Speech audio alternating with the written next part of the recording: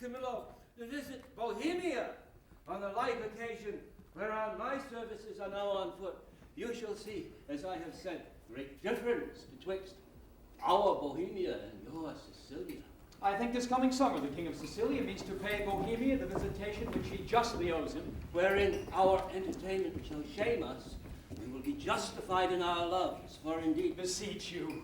verily I speak it in the freedom of my knowledge, we cannot, with such magnificence, in so rare, I know not what to say. We will give you sleepy dreams, that your senses, unintelligent of our insufficience, may, though they cannot, praise us as little accuse us. You pay a great deal too dear for what is given freely. Believe me, I speak as my understanding instructs me, and as mine honesty puts it to utterance. Sicilia cannot be overkind to Bohemia. They were trained together in their childhood, and there rooted betwixt them then such an affection, which cannot choose but branch now. The heavens continue their loves. 9 changes of the watery star hath been the shepherd's note since we have left our throne without a burden. Time as long again would be filled up, my brother, with our thanks, and yet we should for perpetuity go hence in debt, and therefore like a cipher, yet standing in rich place. I multiply with 1 we thank you, many thousands mo that go before it. Stay your thanks a while, and pay them when you part. Sir, that's tomorrow. I am questioned by my fears of what may chance or breed upon my absence that may blow no sneaking winds at home to make us say, this is put forth too truly. Besides, I have stayed to tire your royalty. We are tougher, brother, than you can put us to. No longer stay. 1 7 night long. Very sooth, tomorrow. We'll part the time between us then, and in that I'll no gainsay. Press me not, beseech you so. There is no tongue that it moves. None in the world so soon as yours could win me. So it should now, were there necessity in your request, although 'twere needful, I denied it. My affairs do even drag me homeward, which to hinder were in your love a whip to me. My stay to you a charge and trouble, to save both. Farewell, our brother! Tongue-tied, our queen, speak you. I had thought, sir, to have held my peace until you had drawn oaths from him not to stay. You, sir, charge him too coldly. Tell him you are sure all in Bohemia is well. This satisfaction the bygone day proclaimed. Say this to him, he's beat from his best ward. Well said, Hermione. To tell he longs to see his son were strong, but let him say so then, and let him go. But let him swear so, and he shall not stay. We'll thwack him hence with distaffs. Yet of your royal presence I'll adventure the borrow of a week. When at Bohemia you take my lord, I'll give him my commission to let him there a month behind the jest prefixed for parting. Yet, good deed, Leontes, I love thee not a jar of thee clock behind what lady she her lord. You'll stay? No, madam. Well, nay, but you will. I may not, verily. Verily? You put me off with limber vows. Yet I, though you should seek to unsphere the stars with oaths, should yet say, sir, no going. Verily, you shall not go. A lady's verily is as potent as a lord's. Will you go yet? Force me to keep you as a prisoner? My prisoner, or my guest? By your dread verily, one of them you shall be. Your guest, then, madam. To be your prisoner should import offending, which is less easy for me to commit than you to punish. Not your jailer, then, but your kind hostess. Come, I'll question you of my lord's tricks and yours when you were boys. You were pretty lordings, then? We were, fair queen, 2 lads that thought there was no more behind but such a day tomorrow as today, and to be boy eternal. Was not my lord the verier wag of the 2? We were as twinned lambs that did frisk in the sun and bleated the one at the other. What we changed was innocence for innocence. We knew not the doctrine of ill-doing, nor dreamed any did. Had we pursued that life, and our weak spirits ne'er been higher reared with stronger blood, we should have answered heaven boldly, not guilty. The imposition cleared, hereditary ours. By this we gather you have tripped since. Oh, my most sacred lady. Temptation Generations have since then been born to us, for in those unfledged days was my wife a girl. Your precious self had not crossed the eyes of my young playfellow. Grace to boot. Of this make no conclusion, lest you say your queen and I are devils. Yet go on.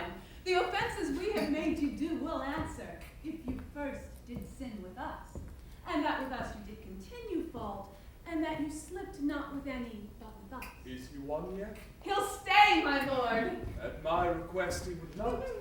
Hermione, my dearest, thou never spokest to better purpose. Never? Never but once. What? Have I twice said well? When was it before? I prithee tell me. Cram us with praise and make us as fat as tame things. You may ride us with one soft kiss 1,000 furlongs, ere with spur we beat an acre. But to the goal. My last good deed was to entreat his stay. What was my first? It has an elder sister, or I mistake you.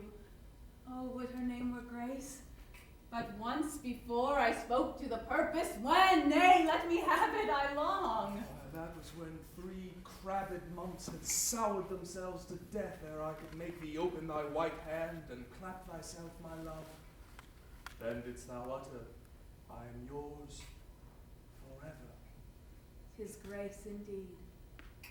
Why, lo you now, I have spoke to the purpose twice. The one forever earned a royal husband. The other, for some while, a friend.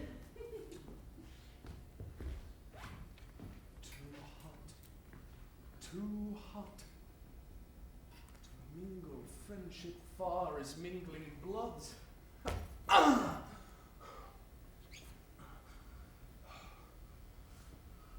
have tremor cordis on me. My heart dances, but not for joy, not joy. This entertainment may a free face put on, derive a liberty from heartiness, bounty, fertile bosom, and well become the agent, may I grant. But to be paddling palms and pinching fingers as now they are, and making practiced smiles as in a looking glass, and then to sigh as 'twere the mort of the deer, oh, that is entertainment my bosom likes not, nor my brains. Mamillius, art thou my boy? Aye, my good lord. Effects. Why, that's my boar cock. What has smutched thy nose? They say it is a copy out of mine. Come, Captain, we must be neat. Not neat, but cleanly, Captain. And yet the steer, the heifer, and the calf are all called neat. Still virgining upon his palm. Oh, now, you wanton calf. Art thou my calf? Yes, if you will, my lord. Thou want'st a rough pash, and the shoots I have to be full like me. Yet they say we are almost as like as eggs. Women say so that will say anything. But were they as false as hoar-dyed blacks, as wind, yet were it true to say this boy were like me. Come, Sir Page, look on me with your welkin eye. Oh, sweet villain, most dearest, my collop. Can thy dam? May it be. Affection, thy intention stabs the center. Thou dost make possible things not so held, communicatest with dreams. With what's unreal thou coactive art and fellowest nothing. How can this be? Then 'tis very credent thou mayest co-join with something, and thou dost, and that beyond commission, and I find it, and that to the infection of my brains and hardening of my brows. What means, Cecilia? Something seems unsettled. How, my lord, what cheer? How is't with you, best brother? You look as if you held a brow of much distraction. Are you moved, my lord? No, in good earnest. How sometimes nature will betray its folly, its tenderness, and betray itself to harder pastimes. Looking on the lines of my boy's face, methought I did recoil some 23 years, and saw myself unbreeched in my green velvet coat, my dagger muzzled lest it should bite its master, and so prove, as ornaments oft do, too dangerous. How like methought I then was to this colonel, this squash, this gentleman. Mine honest friend, will you take eggs for money? No, my lord, I'll fight. Happy man be's dole. My brother, are you so fond of your young prince as we do seem to be of ours? If at home, sir. He is all my exercise, my mirth, my matter, now my sworn friend, then my enemy, my parasite, my soldier, statesman, all. He makes July's day as short as December, and with his varying childness, cures in me thoughts that would thick my blood. So stands this squire officed with me. We too will walk, my lord, and leave you to your graver steps. Hermione, how thou lovest us, show in our brother's welcome. Let what is dear in Sicily be cheap. Next to thyself and my young rover, he's a parent to my heart. If you would seek us, we are yours in the garden. Shall us attend you there? To your own bents dispose you. You'll be found, be you beneath the sky. I am angling now, though you perceive me not how I give line. Go to. How she holds up the neb, the bill to him, and arms her with the boldness of a wife to her allowing husband. Gone already. Each thick knee, deep o'er head and ears, a forked one. Go play, boy, play. Thy mother plays, and I play too, but so disgraced a part whose issue will hiss me to my grave. Contempt and clamor will be my knell. Go play, boy, play!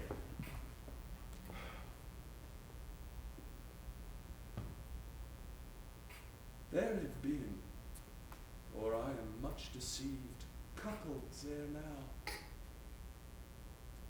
And many a man there is even at this present, now, whiles I speaks this, holds his wife by the arm that little thinks she has been sluiced in his absence, and is pond fished by his next neighbor, by Sir Smile, his neighbor. Nay, there's comfort in it, whilst other men have gates, and those gates opened as mine against their will. Should all despair that have revolted wives, the tenth of mankind would hang themselves. Physic for it, there's none. It is a bawdy planet that will strike where 'tis predominant and 'tis powerful, think it, from east, west, north, and south. Be it concluded, no barricado for a belly.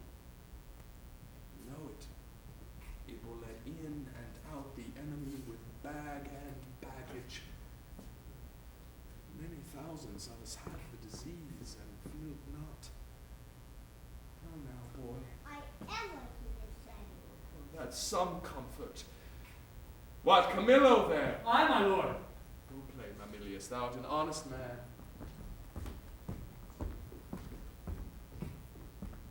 Camillo, this great sir will yet stay longer. You had much ado to make his anchor hold. When you cast out, it still came home. Didst note it? He would not stay at your petitions, made his business more material. Didst perceive it? Bear here with me already, whispering, rounding, Cecilia is a so forth. 'Tis far gone when I shall gust it last.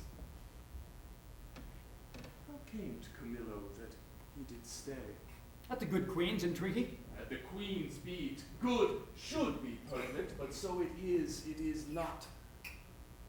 Was this taken by any understanding pate but thine? Lower messes are perchance to this business purblind, say. Business, my lord.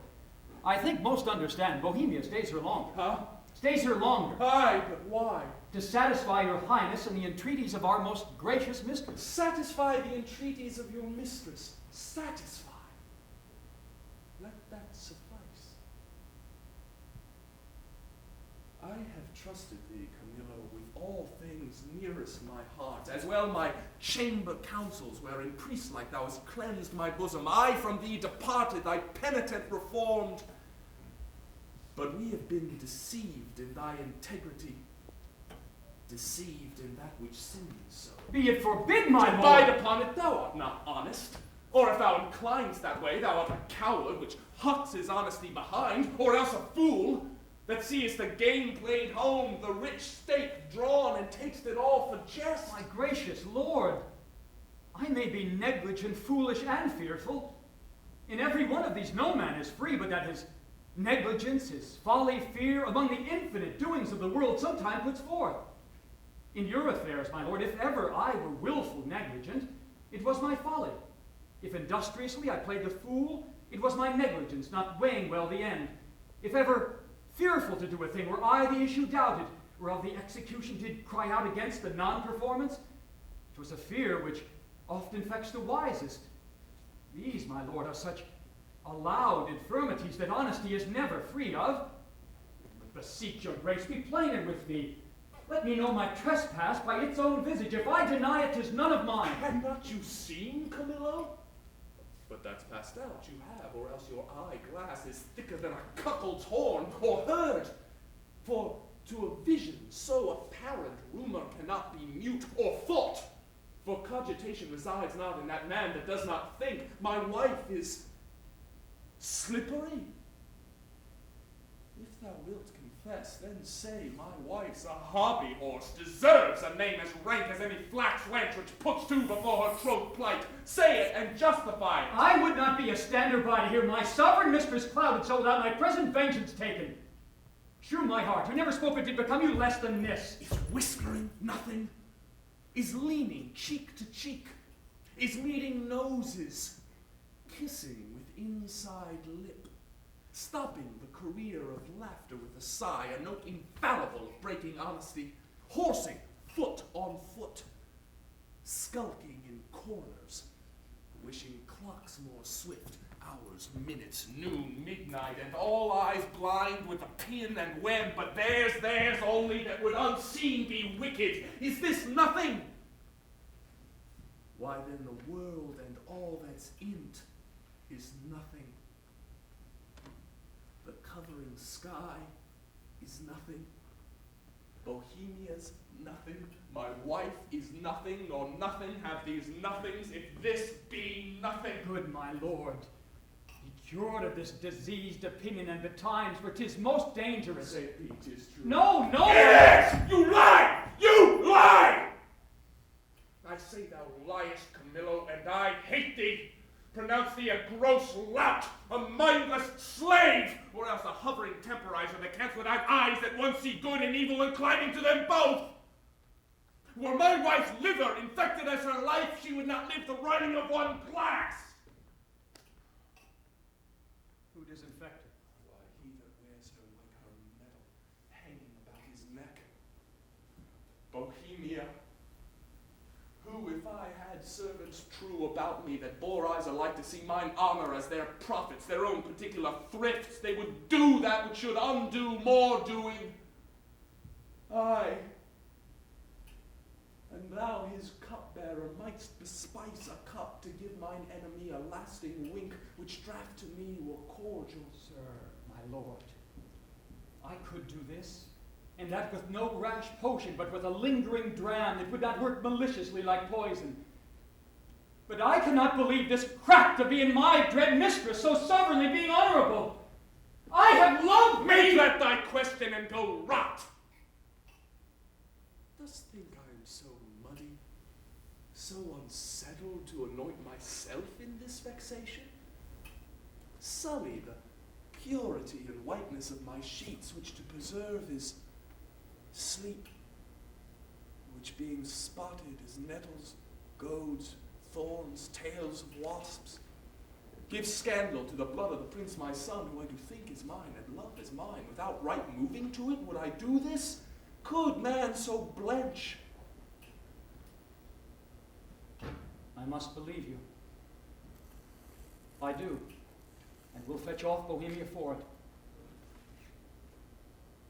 Provided that when he's removed, your highness will take again your queen as yours at first, even for your son's sake. Thou dost advise me, even so as I mine own course have set down. I'll give no blemish to her honor. None.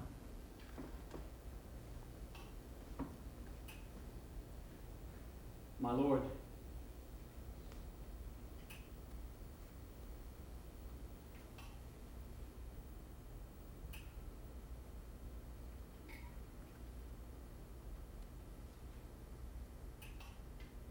go then, and with a countenance as clear as friendship wears at feasts, keep with Bohemia and with your queen.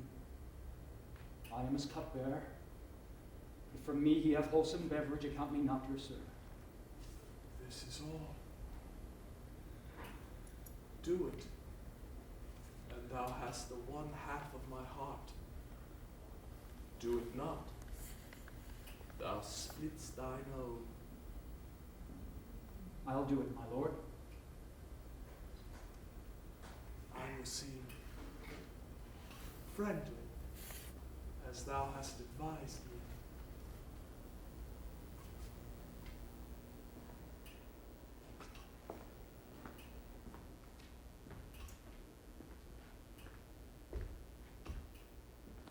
Oh, miserable lady.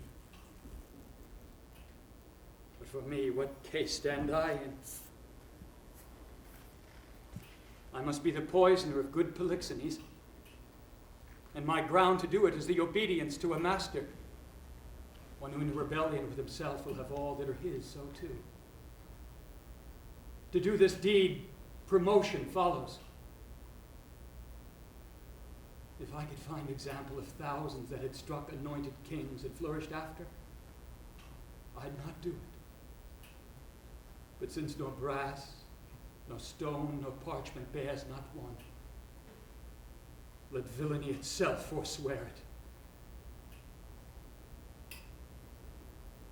I must forsake the court. To do it or no is certain to me a breakneck. Happy star, reign now. Here comes Bohemia. This is strange. Methinks my finger here begins to warp, not speak. Good day, Camillo. Hail, most royal sir! What is the news in the court? None rare, my lord. The king hath on him such a countenance as he has lost some province in a region loved as he loves himself. Even now I met him with customary compliment when he, wafting his eyes to the contrary and falling a lip of much contempt, speeds from me and so leaves me to consider what is breeding that changes thus his manners. I dare not know. How dare not? Do not. Do you know and dare not? Be intelligent to me. There is a sickness which puts some of us in distemper, but I cannot name the disease, and it is caught of you that yet are well. How caught of me?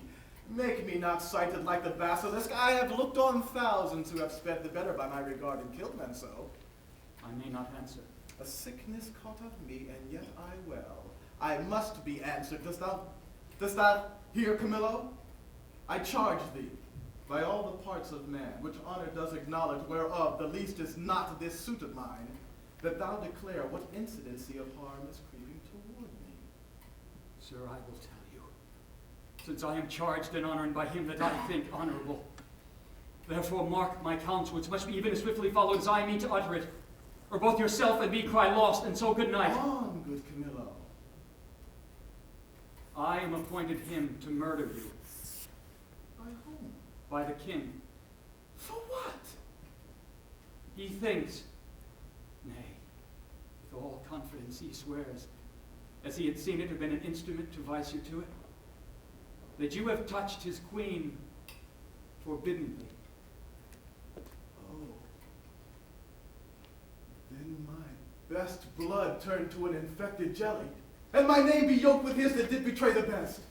Swear his thought over by each particular star in heaven and by all their influences. You may as well forbid the sea for to obey the moon. Should this grow? I know not, but I am sure 'tis safer to avoid what's grown than question how 'tis born. Therefore you dare trust my honesty, which lies enclosed in this trunk, which you shall bear along in pawned away tonight. Your followers I will whisper to the business, and will by twos and threes at several posterns clear them to the city. For myself, I'll put my fortunes at your service, which are here by this discovery lost. I do believe thee. I saw his heart in his face. Give me thy hand. Be pilot to me, and thy places shall still neighbor mine. My ships are ready. My people did expect my hence departure 2 days ago. This jealousy is for a precious creature. As she is rare, must it be great. As his person's mighty, must it be violent. And as he does concede, he is dishonored by a man ever professed to him. Why his bitterness must be made more bitter. Fear or shade. Good expedition, be my friend. And comfort the precious queen. Part of his theme, but nothing of his ill-ta'en suspicion. Come, Camilla. I will respect thee as a father, if thou bearest my life off hence. Let us avoid. It is in mine authority to command the keys of all the posterns. Please, your highness, to take the urgent hour. Come, sir, away!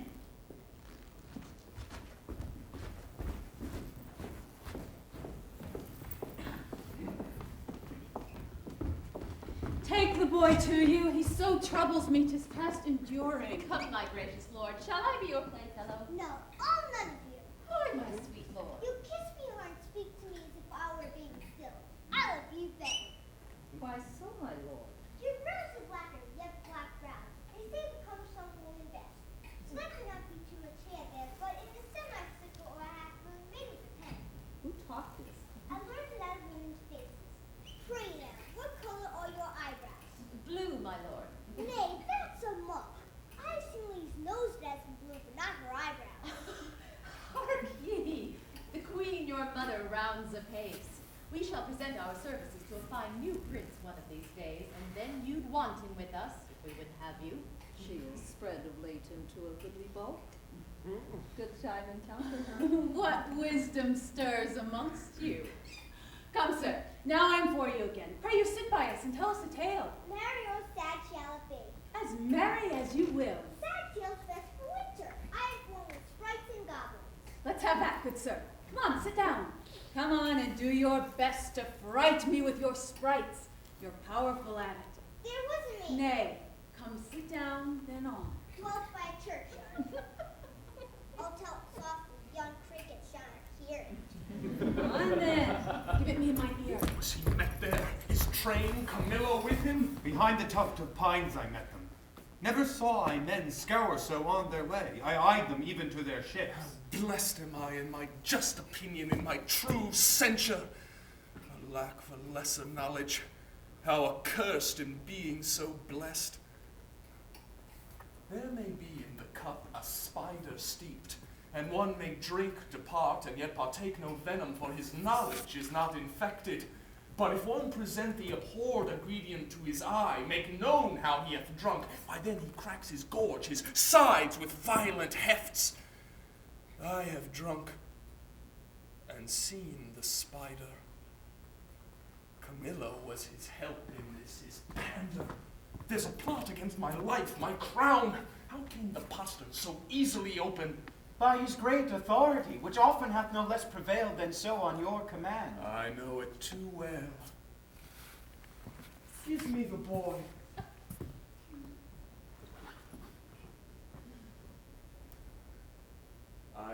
glad you did not nurse him. Though he does bear some signs of me, yet you have too much blood in him. What is this, sport? Bear the boy hence. He shall not come about her. Away with him, and let her sport herself with that she's big with.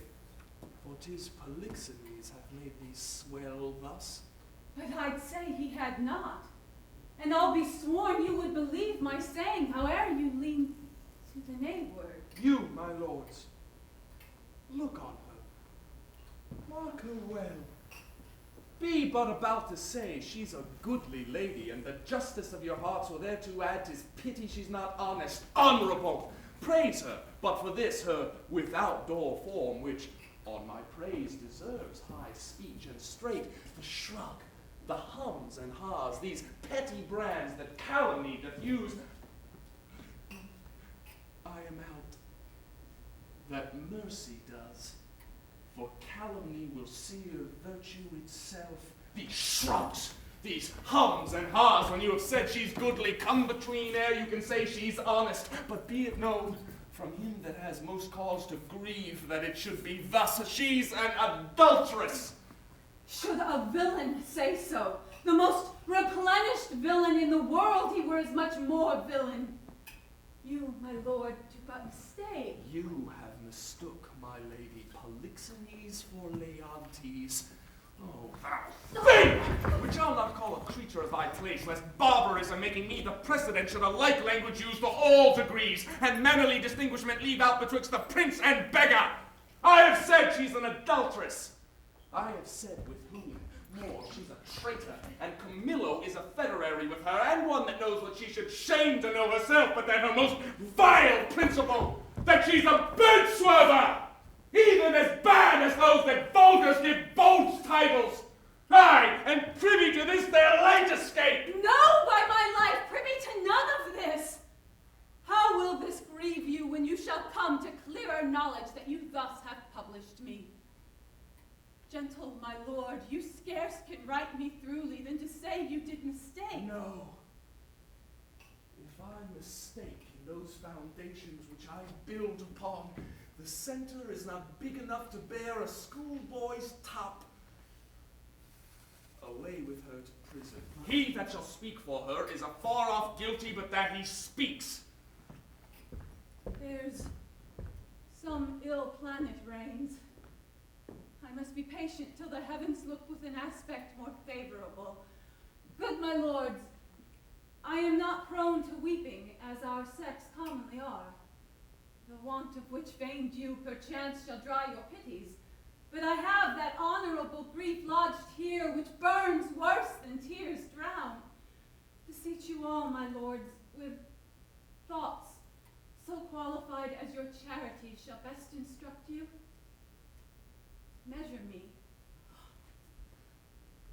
and so the king's will be performed. Shall I be heard? Who is it that goes with me? Beseech your highness, my women may be with me, for you see my plight requires it. Do not weep, good fools. There is no cause. When you shall know your mistress has deserved prison, then abound in tears as I come out. This action I now go on is for my better grace. Adieu, my lord. I never wished to see you sorry. Now I trust I shall. My women, come. You have leave.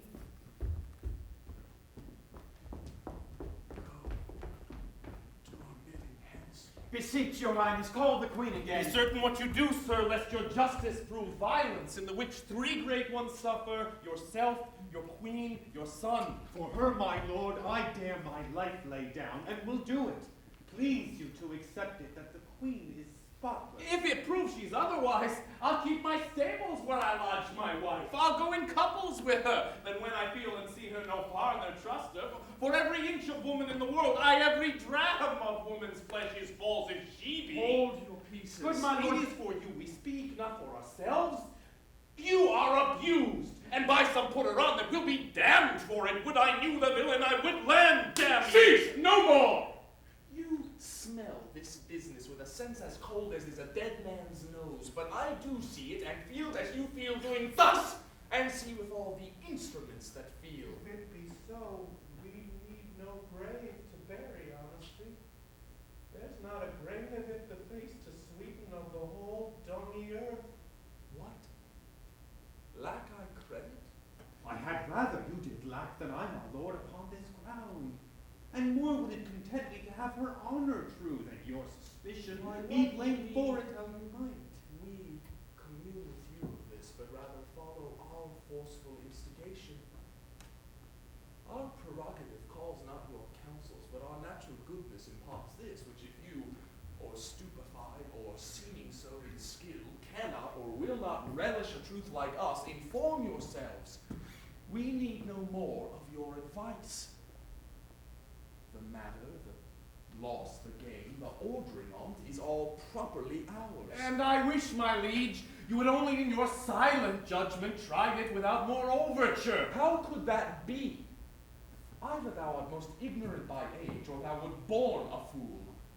Camillo's flight, added to their familiarity, doth push on this proceeding. Yet for a greater confirmation, for in an act of this importance 'twere most piteous to be wild, I have dispatched to sacred Delphus, to Apollo's temple, Cleomenes and Dion, whom you know of stuff sufficiency. Now, from the oracle they will bring all whose spiritual counsel had shall stop or spur me. Have I done well? Well done, my lord. Though I am satisfied and need no more than what I know, yet shall the oracle give rest to the minds of others, such as he whose ignorant credulity will not come up to the truth. So if we thought it good from our free person that she should be confined, lest that the treachery of the two fled hence be left her to perform. Come, follow us, we are to speak in public, for this business will raise us all to laughter, as I take it, if the good truth were known.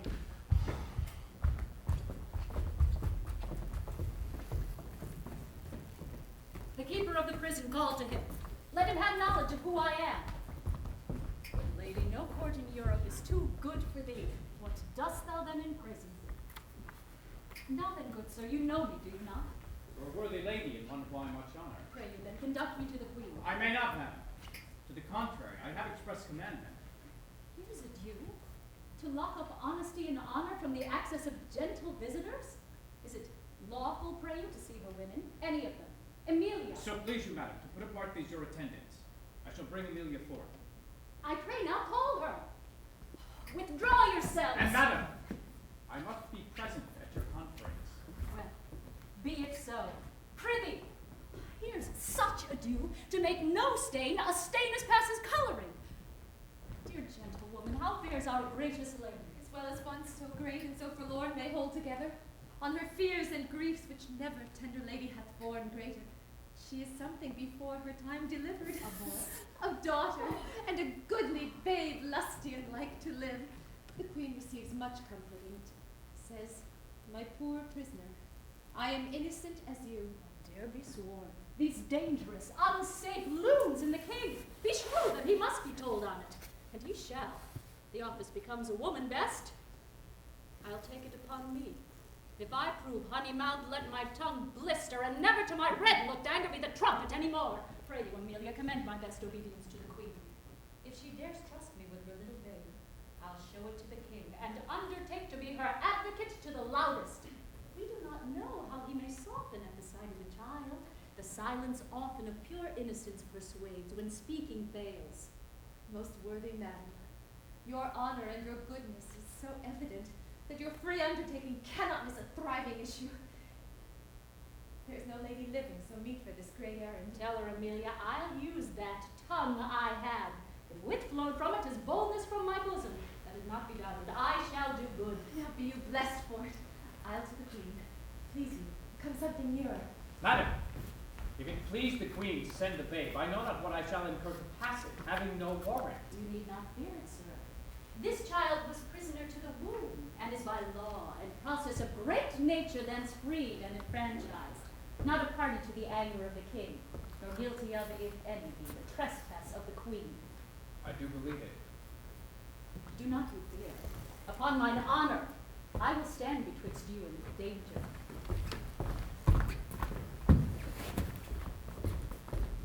Nor night, nor day, no rest. Weakness to bear the matter thus, mere weakness.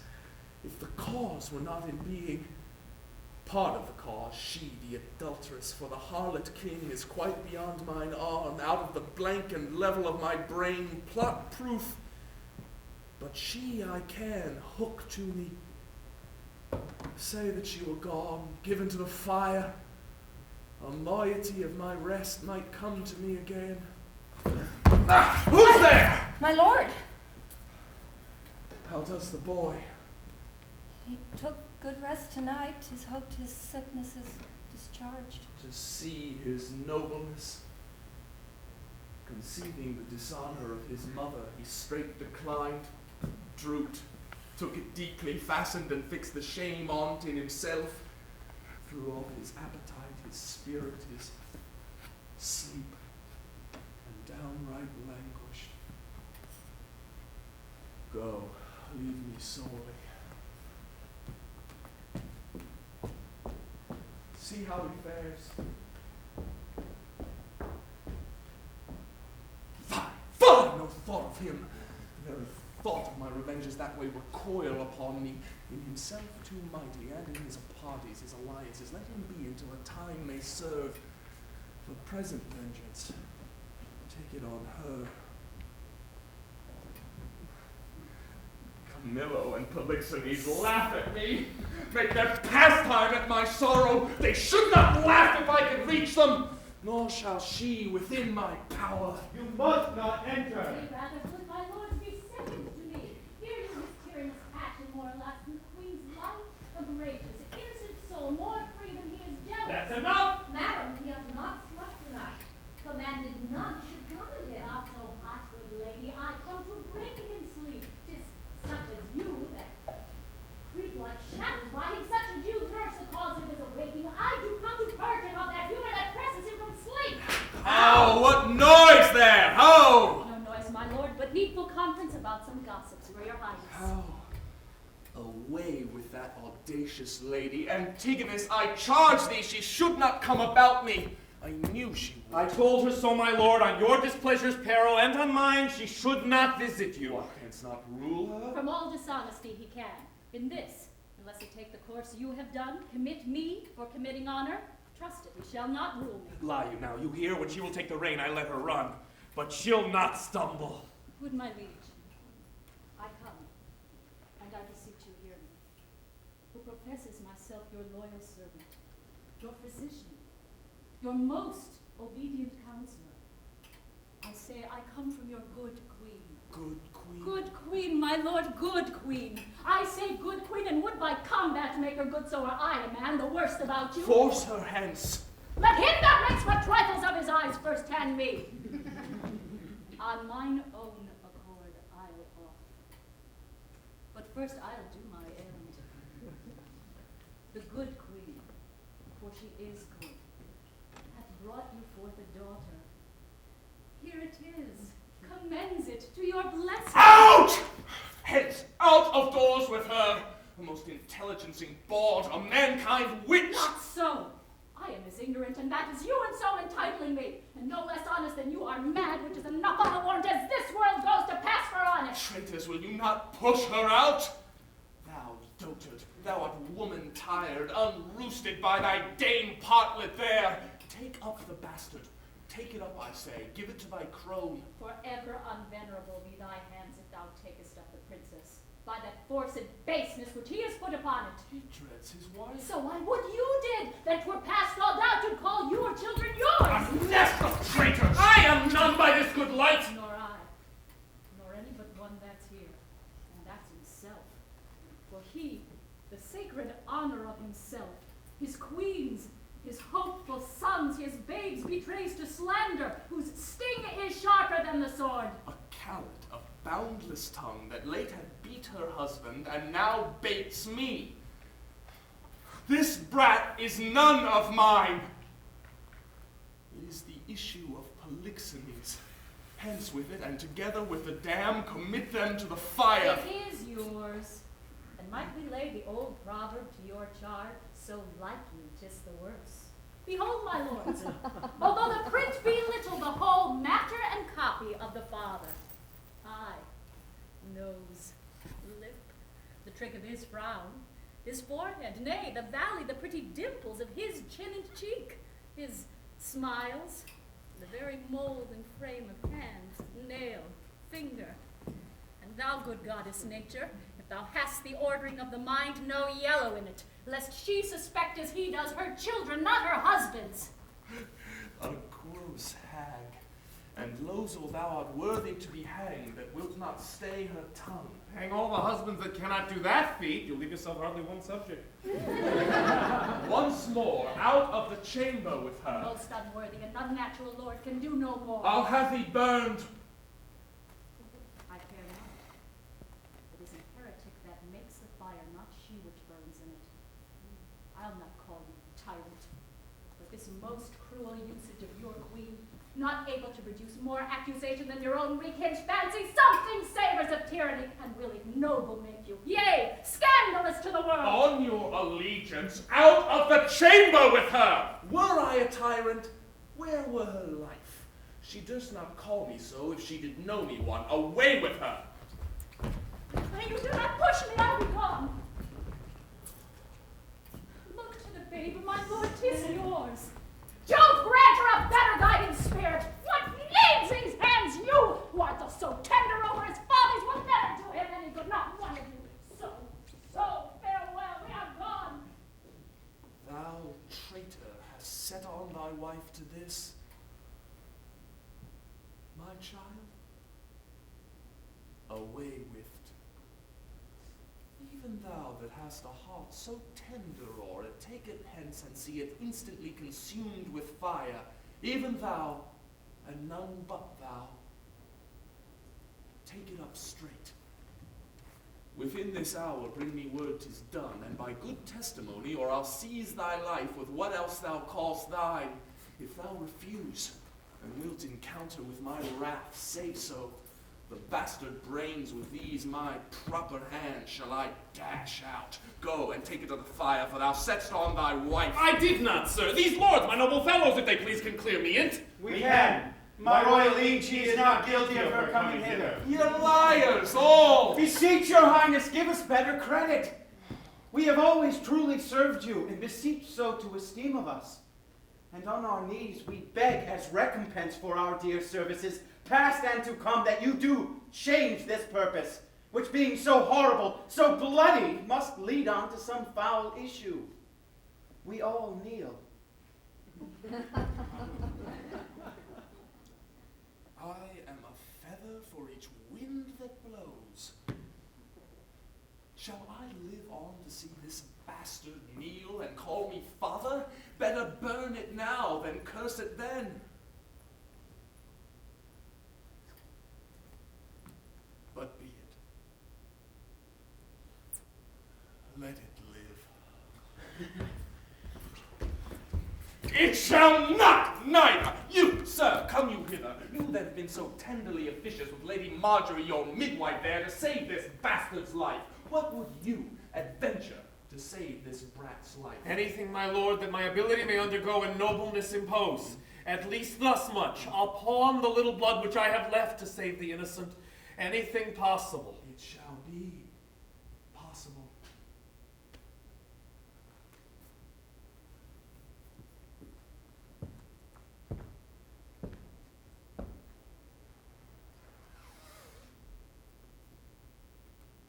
Swear upon this sword that thou wilt perform my bidding. I will, my lord. Mark and perform it, seest thou, for the fail of any point in it shall not only be death to thyself, but to thy lewd-tongued wife as well, whom for this time we pardon.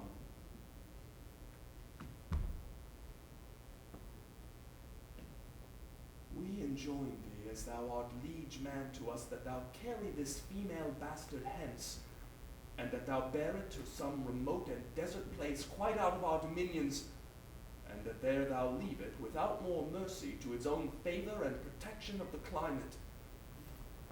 As by strange fortune it came to us, I do in justice charge thee on thy body's torture and thy soul's peril, that thou commend it strangely to some place where chance may nurse or end it. Take it up. I swear to do this, though a present death had been more merciful. Come on, poor babe. Some powerful spirit instruct the kites and ravens to be thy nurses. Wolves and bears, they say, casting their savageness aside, have done like offices of pity. Sir, be prosperous in more than this deed does require. And blessing against this cruelty, fight on thy side, poor thing, condemned to loss. No, I'll not rear another's issue. Please, your highness, posts from those you sent to the oracle, they are come an hour since. Cleomenes and Dion, being well arrived from Delphus, are both landed, for hasting to the court. So please you, sir, their speed hath been beyond account. 23 days they've been absent, 'tis good speed, foretells the great Apollo will suddenly have the truth of this appear. Prepare you, lords, summon a service that we may arraign our most disloyal lady, for as she hath been publicly accused, so shall she have a just and open trial. While she lives, my heart will be a burden to me. Leave me and think upon my bidding.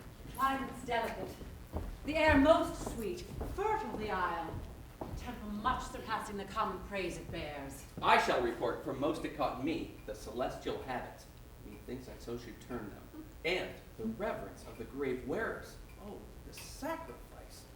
How ceremonious, solemn, and unearthly it was of the offering. But of all, the burst and the ear-deafening voice of the oracle, kin to Jove's thunder, so surprised my sense that I was nothing. If the event of the journey prove as successful to the queen, oh, be it so, as it hath been to us. Rare, pleasant, speedy. The time is worth the use on't. Great Apollo, turn all to the best. Go. Fresh horses. Gracious be the issue.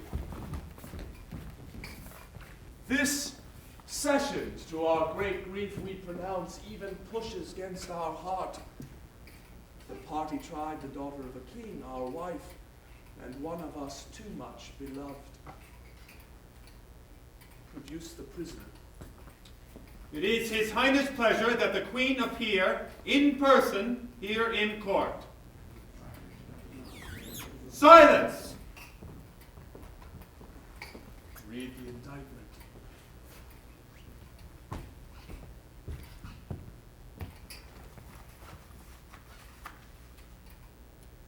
Hermione, Queen to the worthy Leontes, King of Sicilia, thou art here accused and arraigned of high treason in committing adultery with Polixenes, King of Bohemia, and for conspiring with Camillo to take away the life of our sovereign lord, the king, thy royal husband.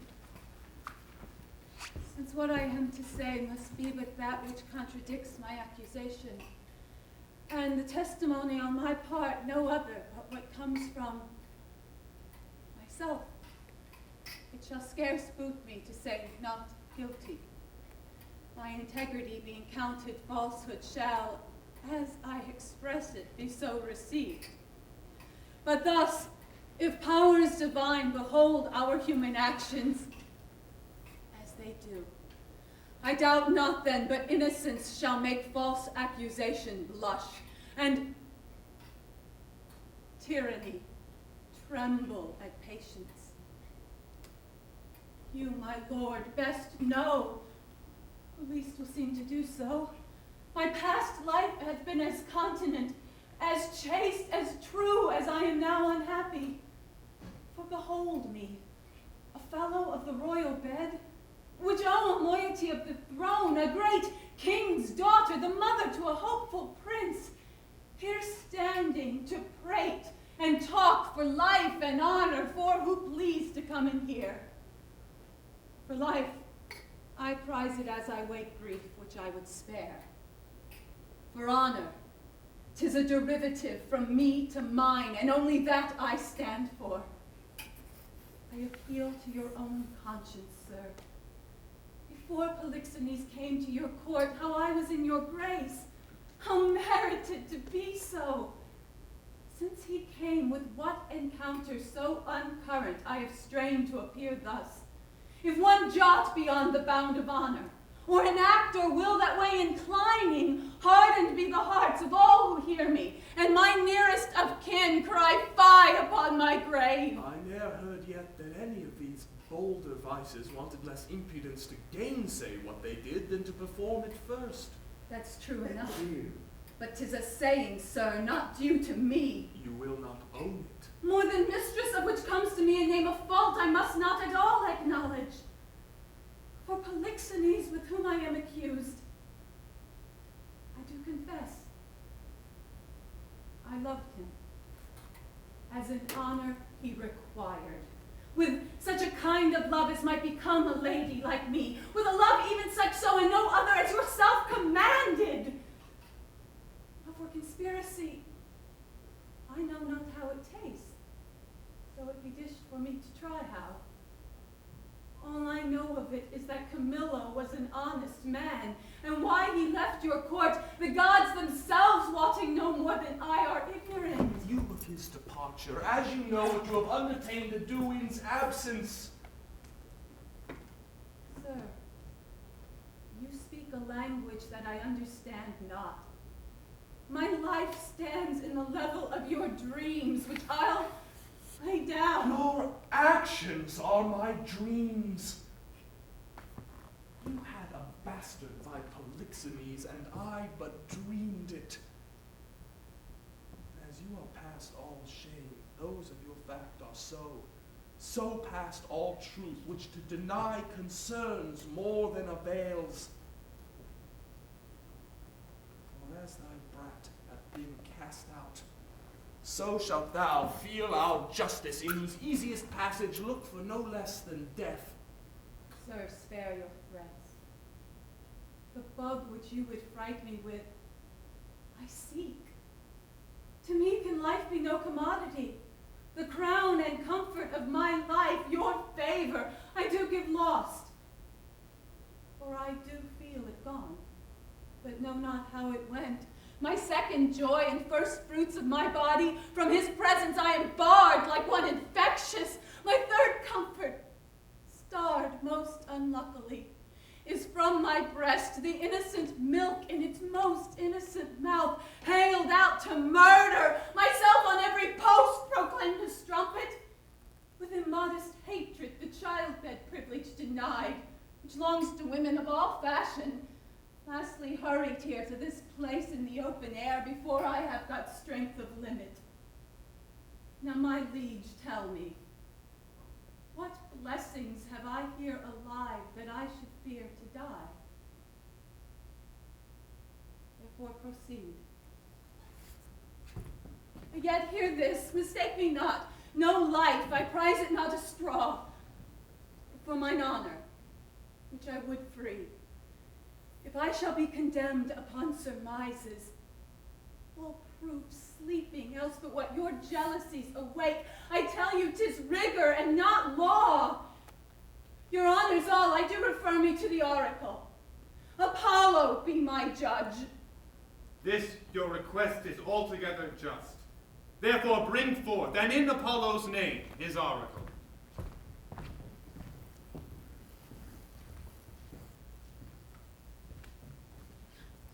You here shall swear upon this sword of justice, that you, Cleomenes and Dion, having been both at Delphus, from thence have brought forth this sealed up oracle by the hand delivered of great Apollo's priest, and that since then you have not dared to break the holy seal, nor read the secrets in it. All this we swear. Break up the seals and read.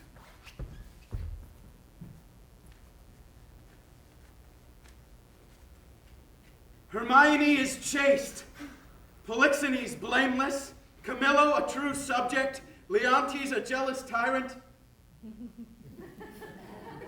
His innocent babe truly begotten, and the king shall live without an heir if that which is lost be not found.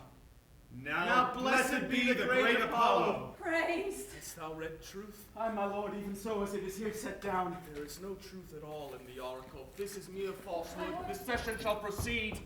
The king. What is the business? Sir, I shall be hated to report it. The prince, your son, with mere conceit and fear of the queen's speed, is gone. How gone? Is dead. Apollo's angry. The heavens themselves do strike at my injustice. How now there? This news is mortal to the queen. Look down and see what death is doing. Her heart is but all charged.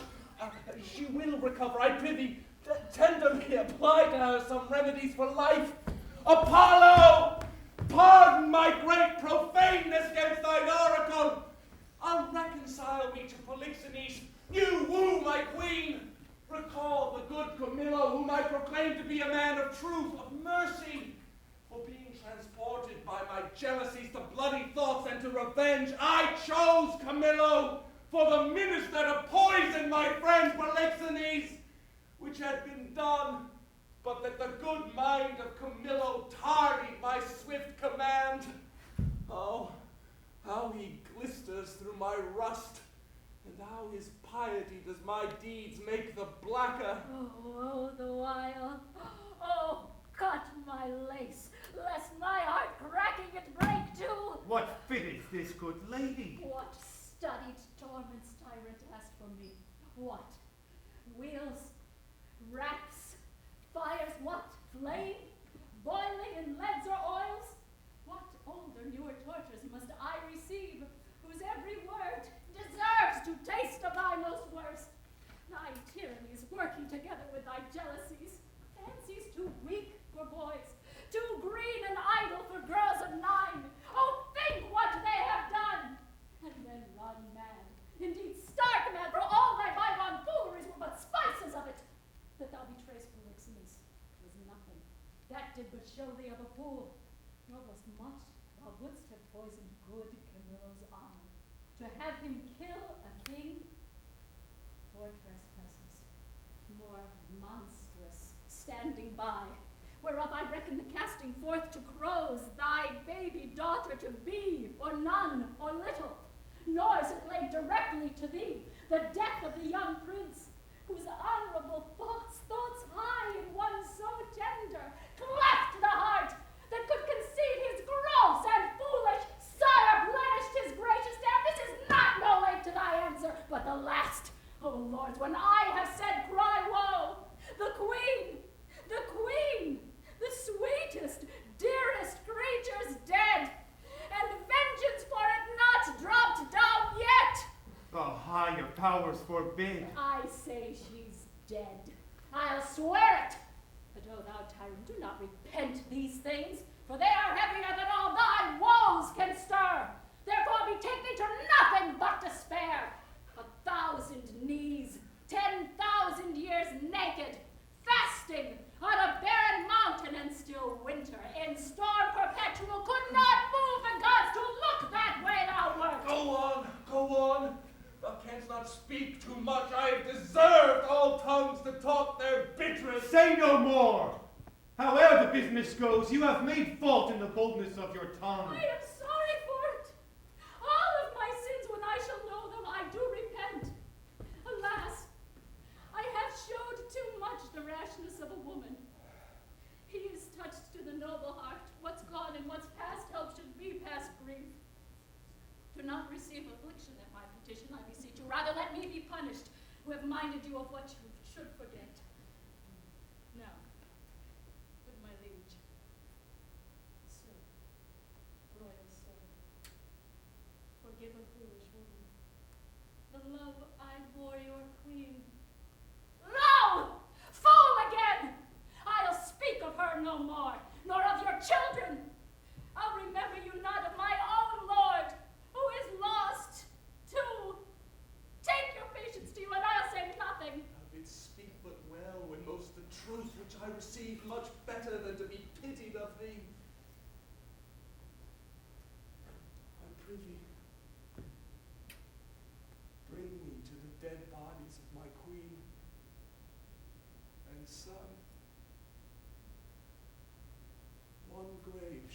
for both. Upon it shall the cause of their death appear unto our shame perpetual. Once a day I'll visit the chapel where they lie, and tears shed there shall be my recreation. So long as nature will bear up this exercise, so long do I daily vow to use it. Come and lead me to these sorrows. Thou art perfect, then. Our ship hath touched upon the deserts of Bohemia. Aye, my lord, and fear we have landed in ill time. The skies look grimly and threaten present blusters. In my conscience, the heavens with that we have in hand are angry and frown upon us. The sacred wills be done. Go get aboard. Look to thy bark. I'll not be long before I Make call your upon. best haste and go not too far on the land. It's like to be loud weather. Besides, this place is famous for creatures of prey that keep upon it. Go thou away. I'll follow instantly. I am glad at heart to be so rid of the business.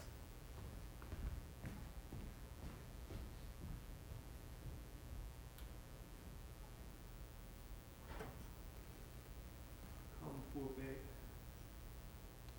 I have heard, but not believed, the spirits of the dead may walk again.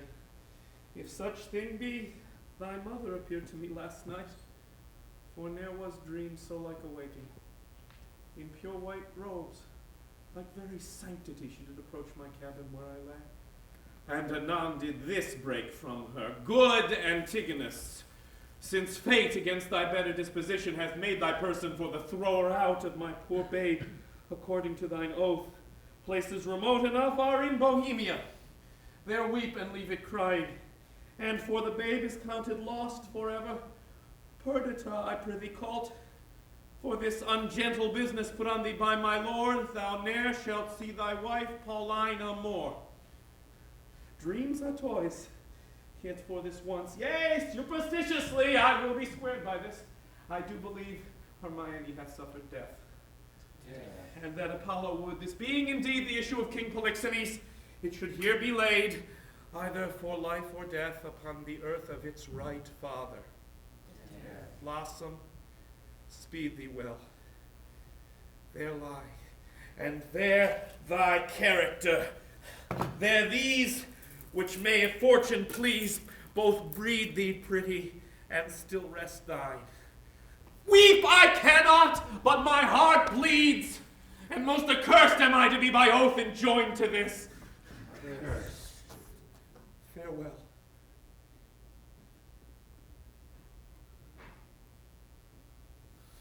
The day frowns more and more. I never saw a heaven so dim by day. The savage clamor. Well, may I get aboard? This is the chase! Ah! I am gone forever!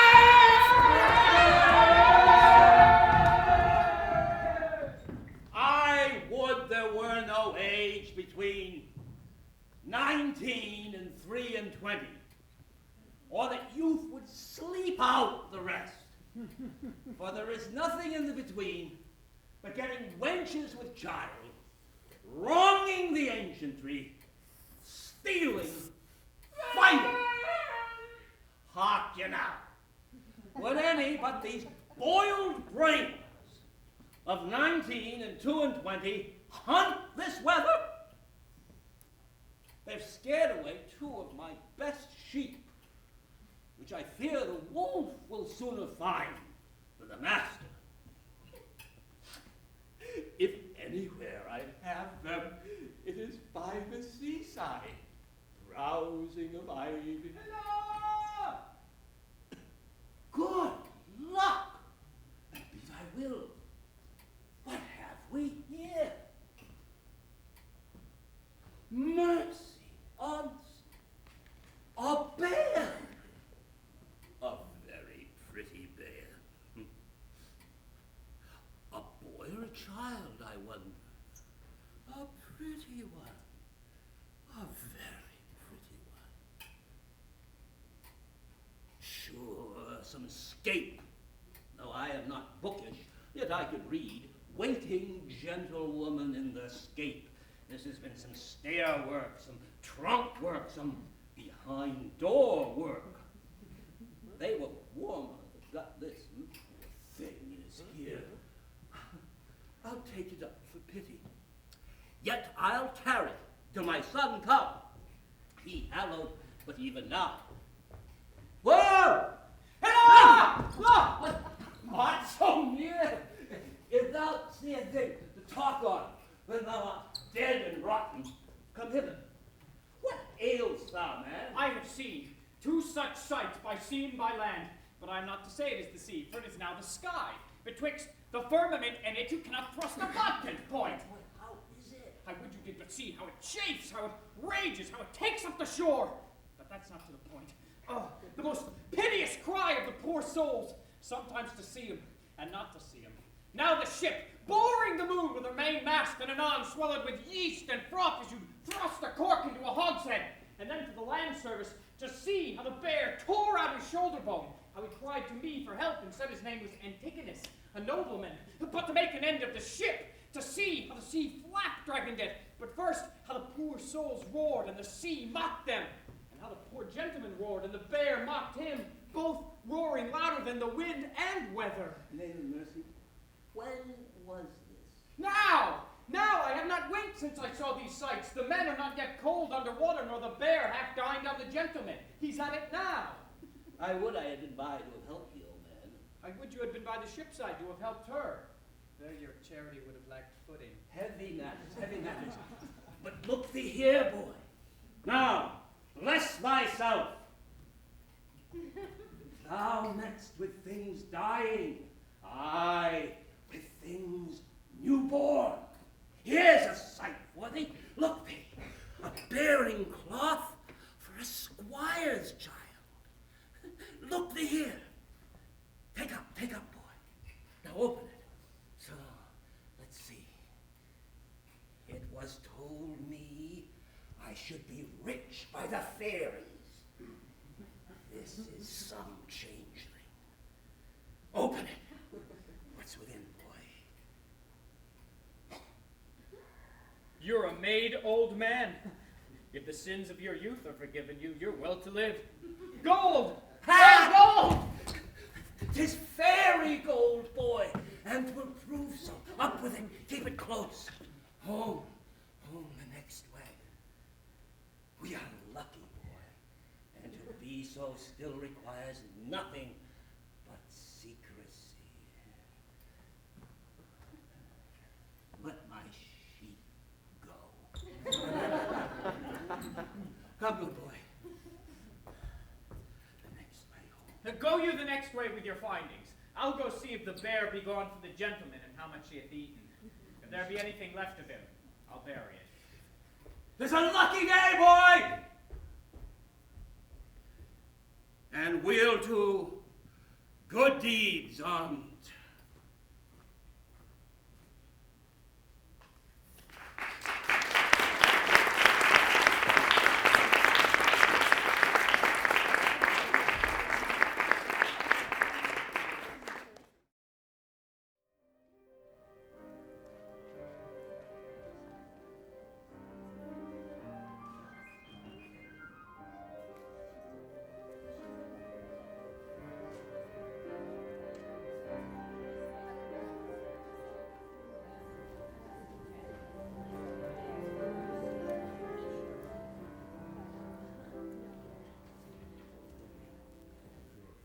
That please some, try all, both joy and terror of good and bad, that makes and unfolds ever.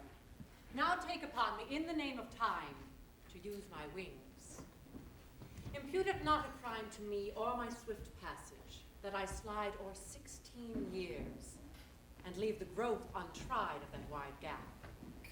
Eyewitness to the times that brought them in, so shall I do to the freshest things now reigning, and make stale the glistering of this present, as my tale now seems to it. Your patience this allowing, I turn my glass and give my scene such growing as you had slept between. Imagine me, gentle spectators, that I now may be in fair Bohemia, and remember well I mentioned a son of the king's, which Florizel I now named you, and whose speed so haste to speak of Perdita. now grown in grace equal with wondering. Whatever ensues, I list not prophesy, but let time's news be known when 'tis brought forth. A shepherd's daughter, and what to her adheres, which follows after, is the argument of time. Of this allow, if ever you have spent time worse ere now. If never, yet that time herself doth say she wishes earnestly you never may. I pray thee, good Camillo, be no more importunate. 'Tis a sickness denying thee anything, a death to grant this. It is 15 years since I've seen my country. Though I have for the most part been errant abroad, I desire to lay my bones there. Besides, the penitent king my master hath sent for me. As thou lovest me, Camillo, wipe not away the rest of thy services by leaving me now. The need I have of thee thine own goodness hath made. Better not to have had thee than thus to want thee. Of that fatal country Sicilia, prithee speak no more, whose very naming punishes me with the remembrance of that penitent, as thou callest him, and reconciled king, my brother, whose loss of his most precious queen and children are even now to be afresh lamented. Say to me, when sawest thou the prince Florizel, my son? Kings are no less unhappy, their issue not being gracious, than they are in losing them when they have approved their virtues. Sir, it is 3 days since I've seen the prince. What his happier affairs may be, I know not. I have this intelligence, that he is seldom from the house of a most homely shepherd, a man, they say, that from very nothing beyond the imagination of his neighbors is grown into an unspeakable estate. I have heard, sir, of such a man who hath a daughter of most rare note. That's likewise part of my intelligence, but I fear the angle that plucks our son thither. Thou shalt accompany us to this place, where we will, not appearing what we are, have some question with the shepherd. Prithee, be my present partner in this business, and lay aside the thoughts of Cecilia. I willingly obey your command. My best Camillo, we must disguise ourselves.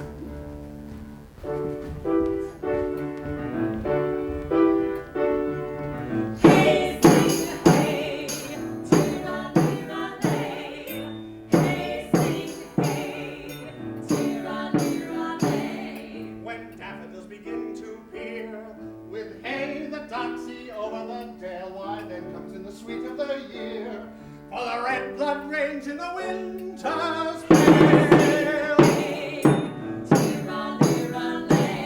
The lark, the tyrant here are charmed, with hay, the thrush and the jay, are summer songs for me and my aunts, while we lie tumbling in the hay.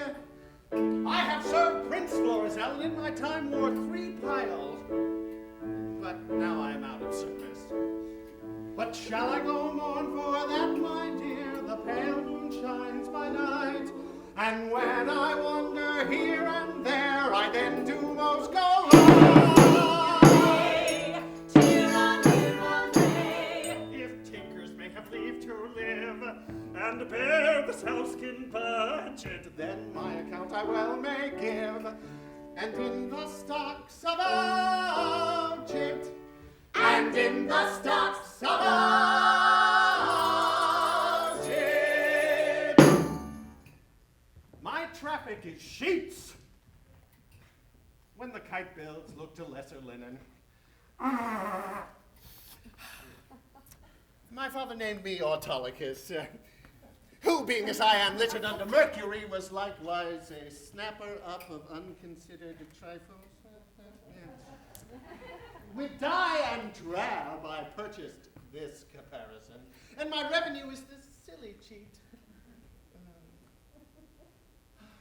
Gallows and knock are too powerful on the highway. Beating and hanging are terrors to me. For the life to come, I sleep out the thought of it. A prize, a prize! Let me see. Every 11 weather tods, every tod yields pound, odd shilling, 1,500 shorn. What comes the wool to? If the springe hold, the cock's mine. I cannot do it without counters. Oh! Let me see. What am I to buy for our sheep shearing feast? 3 pounds of sugar, 5 pounds of currants, rice. Oh! What would this sister of mine do with rice? But my father hath made her mistress of the feast, and she lays it on. Oh! That ever I was born! In the name of me! Oh, help me, pluck one off these rags, and then death! Alack, poor soul, thou hast need of more rags to lay on thee, rather than have these off. Oh, sir, the loathsomeness of them offends me more than the stripes I have received, which are mighty ones in millions. Alas, poor soul, a million of beating may come to a great matter. I am robbed, sir, and beaten. My money and apparel taken from me, and these detestable things put upon me. Lend me thy hand. I'll help thee, come. Lend me thy hand. Oh, tenderly, sir, tenderly. Oh. Ah! Oh. Last, poor soul. Oh, softly, good sir, softly. Oh, I fear my shoulder blade is out. Oh, softly, good sir, softly. I can't stand. You have done me a charitable office. Dost thou lack any money? I have a little money for thee. No, good sweetheart. No, I beseech you, sir. I've a kinsman not past 3/4 of a mile hence, unto whom I was going. I shall there have money or anything I want. Offer me no money, I pray you, that kills my heart. Oh, what manner of fellow is he that robbed you? The fellow that I've known to go about with troll my dames. I knew him once a servant of the prince. I know not, good sir, for which of his virtues it was, but he was certainly whipped out of the court. His vices, you would say. There's no virtue whipped out of the court. Vices, I would say. I know this man well. He hath been since an ape-bearer, then a process a bailiff. Then he compassed the motion of the prodigal son and married a tinker's wife within a mile where my land and living lies. And having flown over many knavish professions, he settled only in rogue. Some call him Autolycus. Out upon him, prig! For my life, prig! He haunts wakes, fairs, and bear baiting. Very true, sir. He, sir, he. That's the rogue put me in this apparel. Not a more cowardly rogue in all Bohemia. If you'd but look big and spit at him, he'd have run. I must confess to you, sir, I am no fighter. How dost thou? Sweet sir, much better than I was. I can stand and walk. I will even now take my leave of you and pace softly towards my kinsman. Shall I see thee on thy way? No! Good-faced sir, no. Sweet sir. Fairly well. I must go buy spices for our sheep shearing.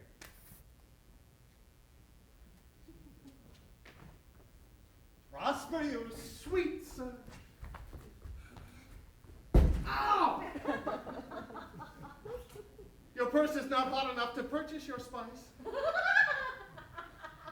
I'll be with you at your sheep shearing too. If I make not this cheek, bring out another, and the shearers prove sheep. Let me down the road, and my name put the book of virtue. Jog on the footpathway, and merrily hent the style of a merry heart goes all the day your sad tires in a mile of. Jog on the footpathway, and merrily hent the style of a merry heart goes all the day your sad tires in a mile of. Jog on the footpathway, and merrily hent the style of a merry heart goes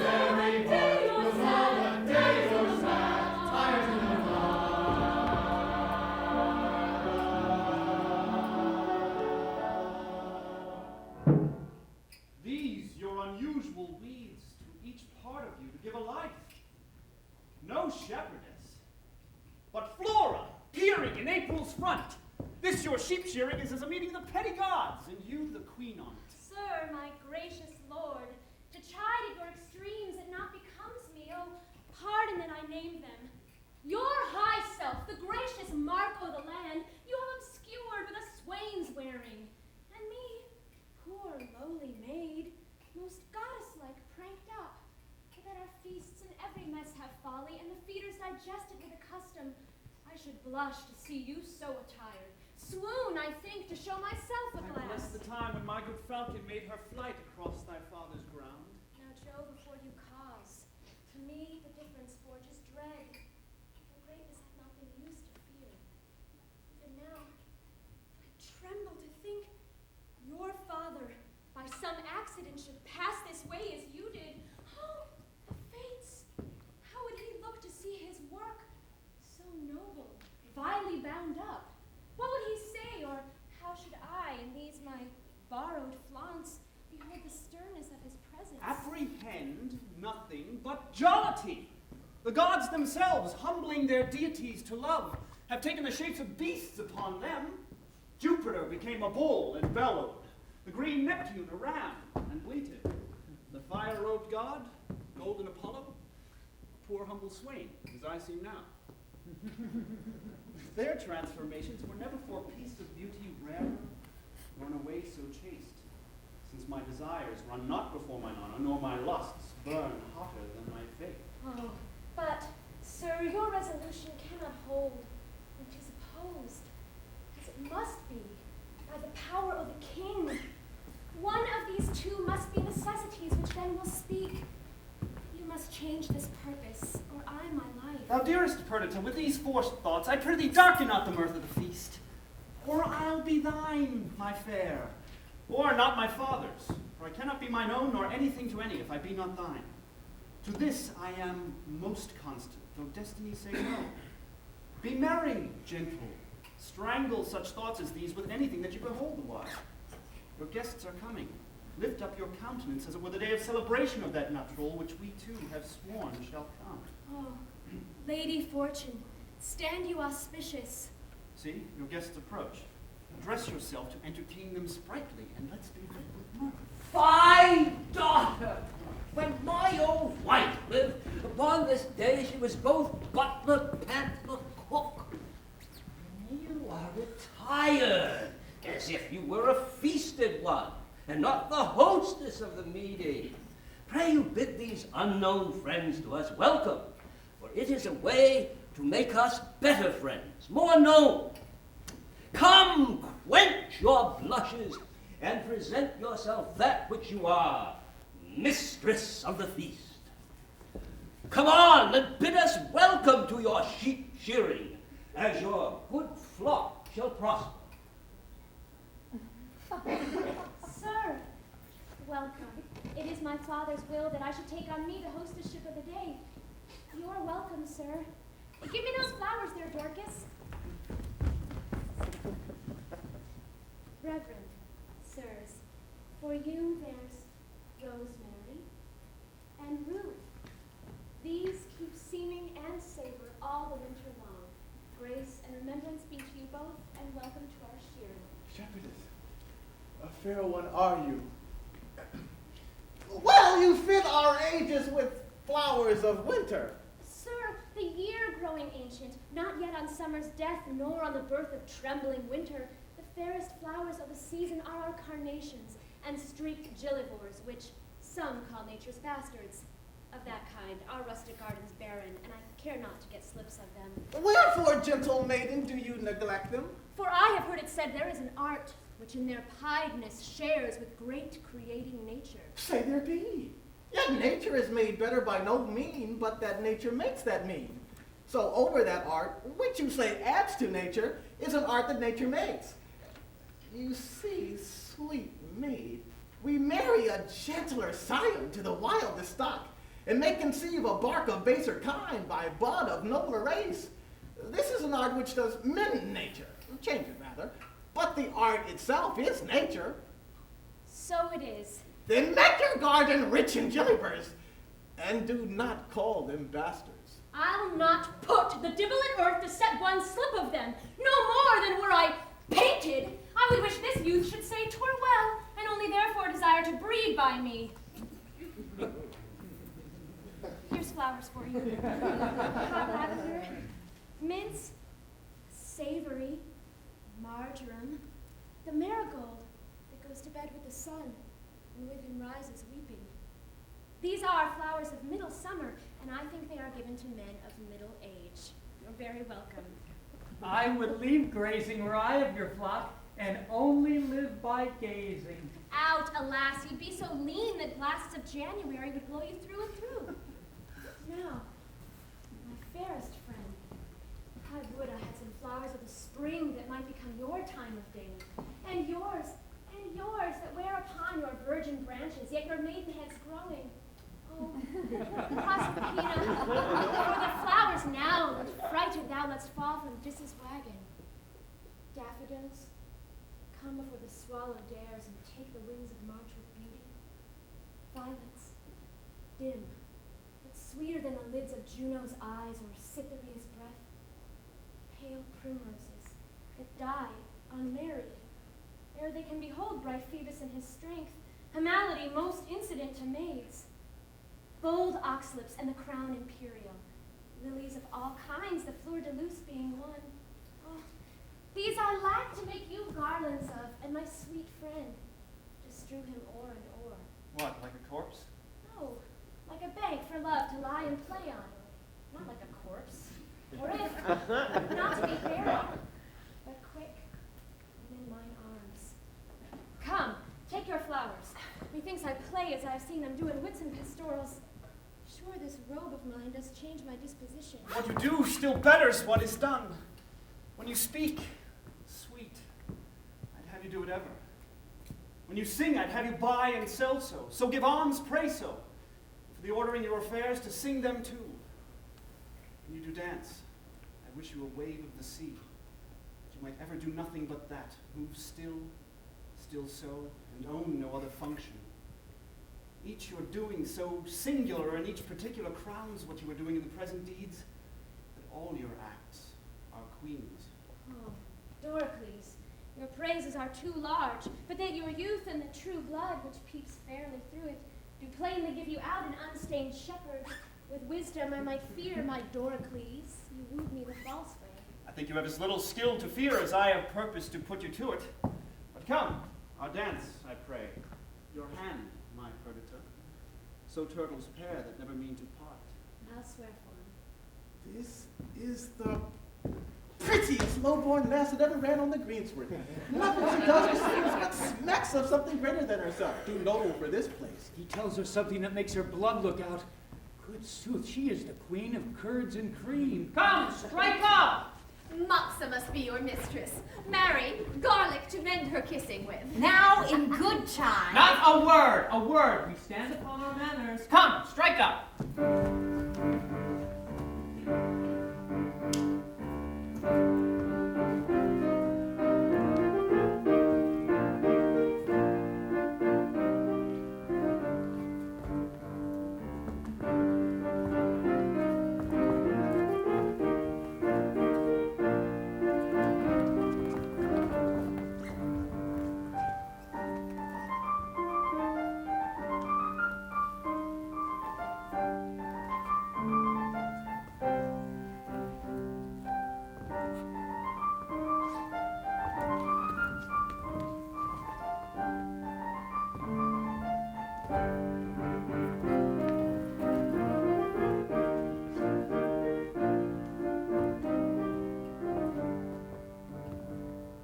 Pray, good shepherd, what fair swain is this which dances with your daughter? They call him Doricles, and boasts himself to have a worthy feeding.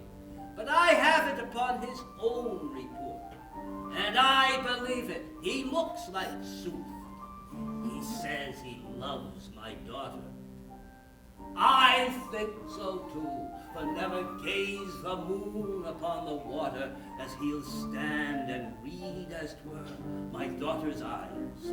And to be plain, I think there's not half a kiss to choose who loves another best. She dances fitly. So she does anything, though I reported that you'd be silent.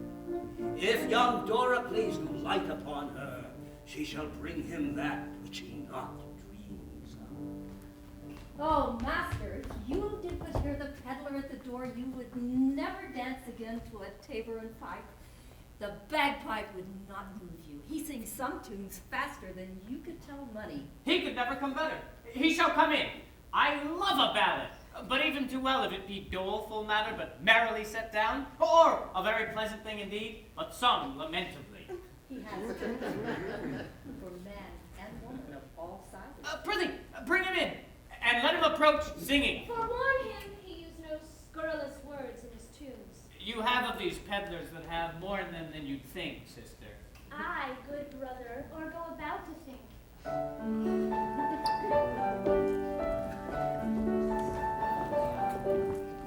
Long as white as driven snow, cypress black as e'er was grow, gloves as sweet as damask roses, masked for faces and for noses, bugle bracelet, necklace amber, perfume for a lady's chamber, golden quaffs and stomach birds, for my lads to give their dears, pins and poking sticks of steel.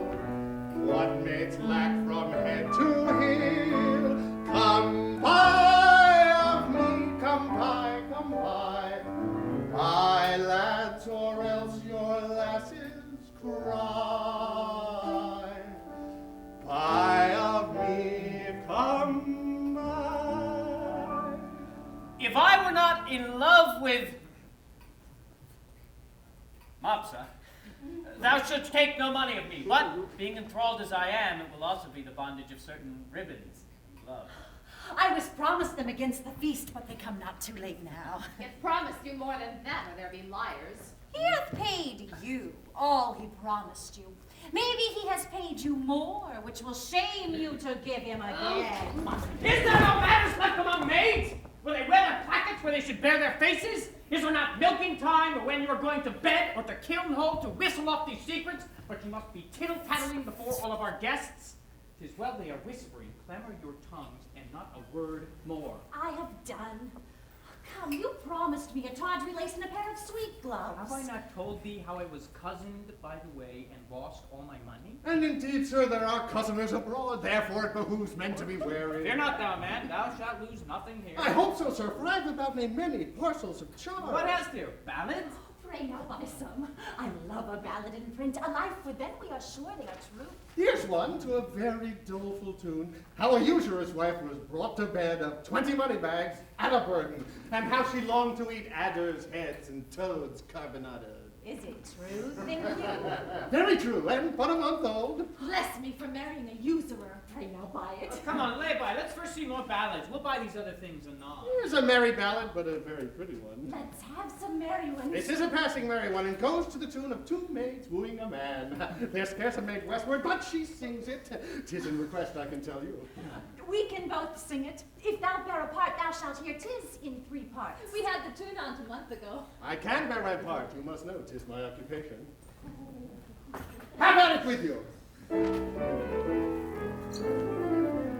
Get you hence, for I must go where it fits not you to know. Whither? Whither? Whither? Oh, whither? It becomes thy full well thou to me thy secrets tell.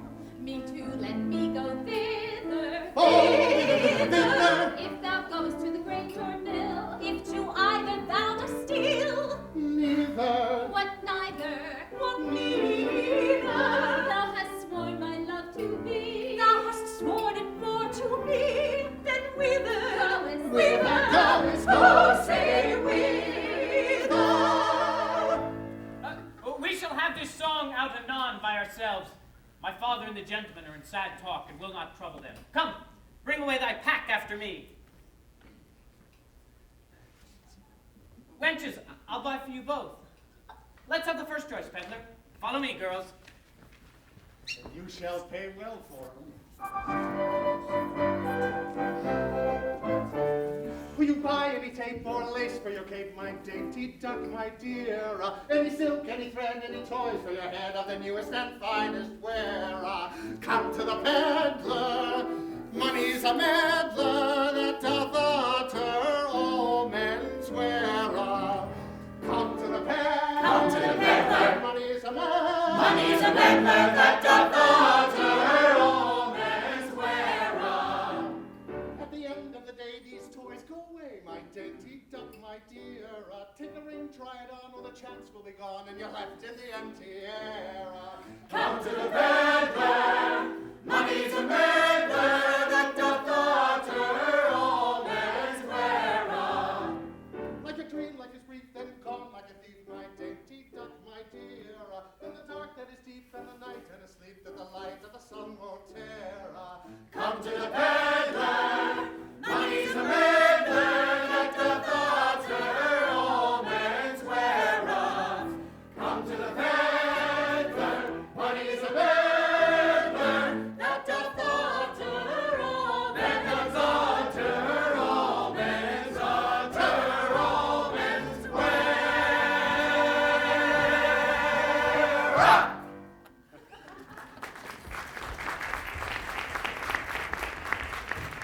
Oh, Father, you'll know more of that hereafter.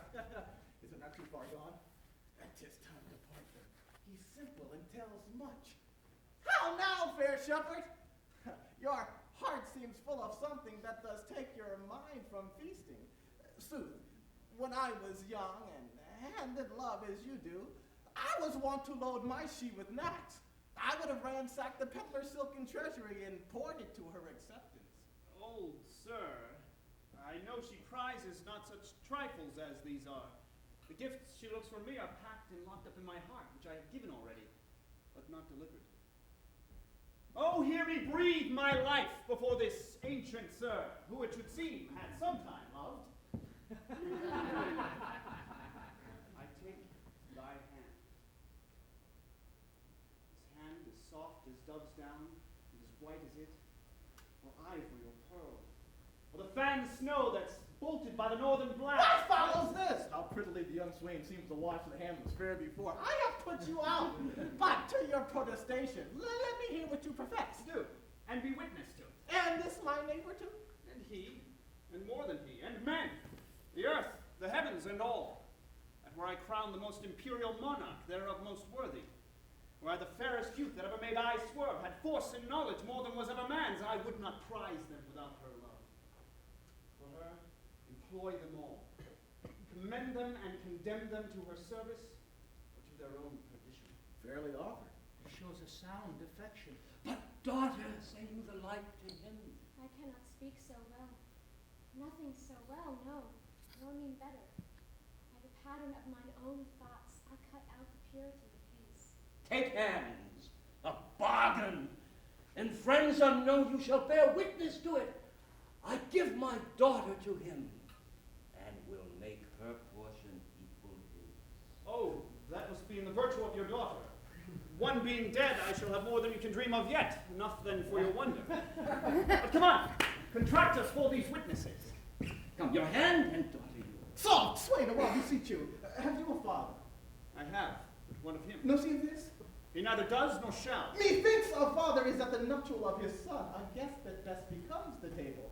Pray you, once more, is not your father grown incapable of reasonable affairs? Is he not stupid with age and altering moods? No, good sir, he has his health and ampler strength indeed than most have of his age. By my white beard you offer, if this be so, a wrong, something unfilial. Reason my son should choose himself a wife, but as good reason the father should have some counsel in such a business. I yield all this, but for some of the reasons, my grave sir, which 'tis not fit you know, I not acquaint my father of this business. Let him know it. He shall not. Prithee, let him. No, he must not. Let him, my son. He shall not need to grieve at knowing of thy choice. Come, he must not. Mark our contract. Mark your divorce, young sir, whom son I dare not call. Thou art too base to be acknowledged.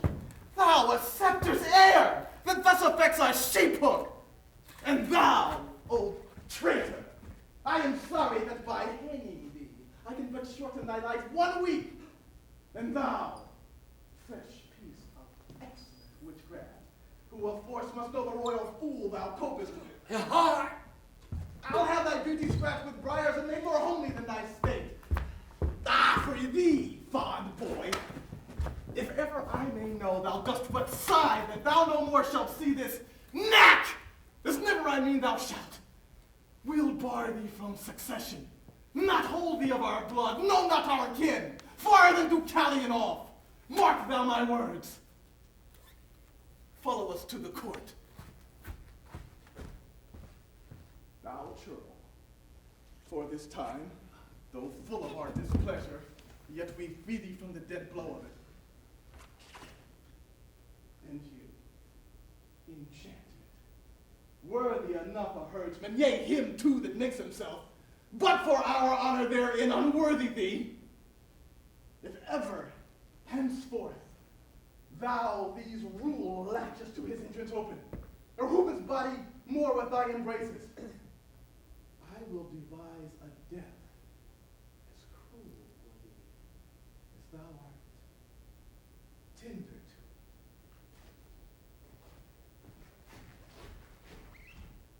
Even here I'm done. I was not much afeard, for once or twice I was about to speak and tell him plainly. The selfsame sun that shines upon his court hides not his visage from our cottage, but looks on alike. Will it please you, sir, be gone? I told you what would come of this. Seat you. Your own state take care. This dream of mine being now awake, I'll queen it no inch further. Milk my ewes and weep. Why, how now, father? Speak ere thou diest. I cannot speak, but I think nor dare to know that which I know. Oh, sir, you have undone a man of 83. Oh, cursed wretch, that knew this was the prince, and wouldst adventure to mingle faith with him. Undone! Undone!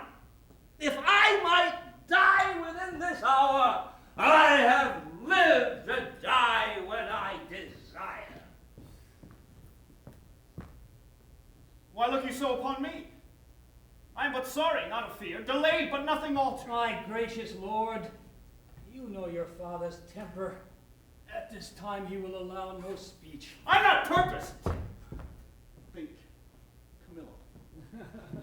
Even he, my lord. How often have I told you 'twould be thus? How often said my dignity would last but till 'twere known? It cannot fail but by the violation of my faith, and then let nature crush the sides of the earth together and mar the seeds within.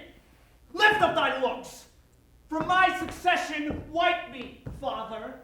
I am heir to my affection. Be advised. I am, and by my fancy, if my reason will thereto be obedient, I have reason. If not, my senses, better pleased with madness, do make it welcome. This is desperate, so sir. call it. But it does fulfill my vow. I needs must think it honesty.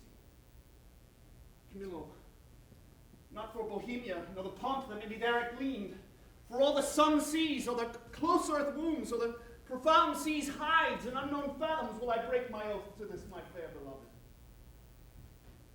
Therefore I pray you, as you have ever been my father's honored friend, when he shall miss me, as in faith I mean not to see him any more, cast your good counsels upon his passion. Let myself and fortune tug for the time to come. This you may know, and so deliver. I am put to sea with her who here I cannot hold on shore. Oh, my lord!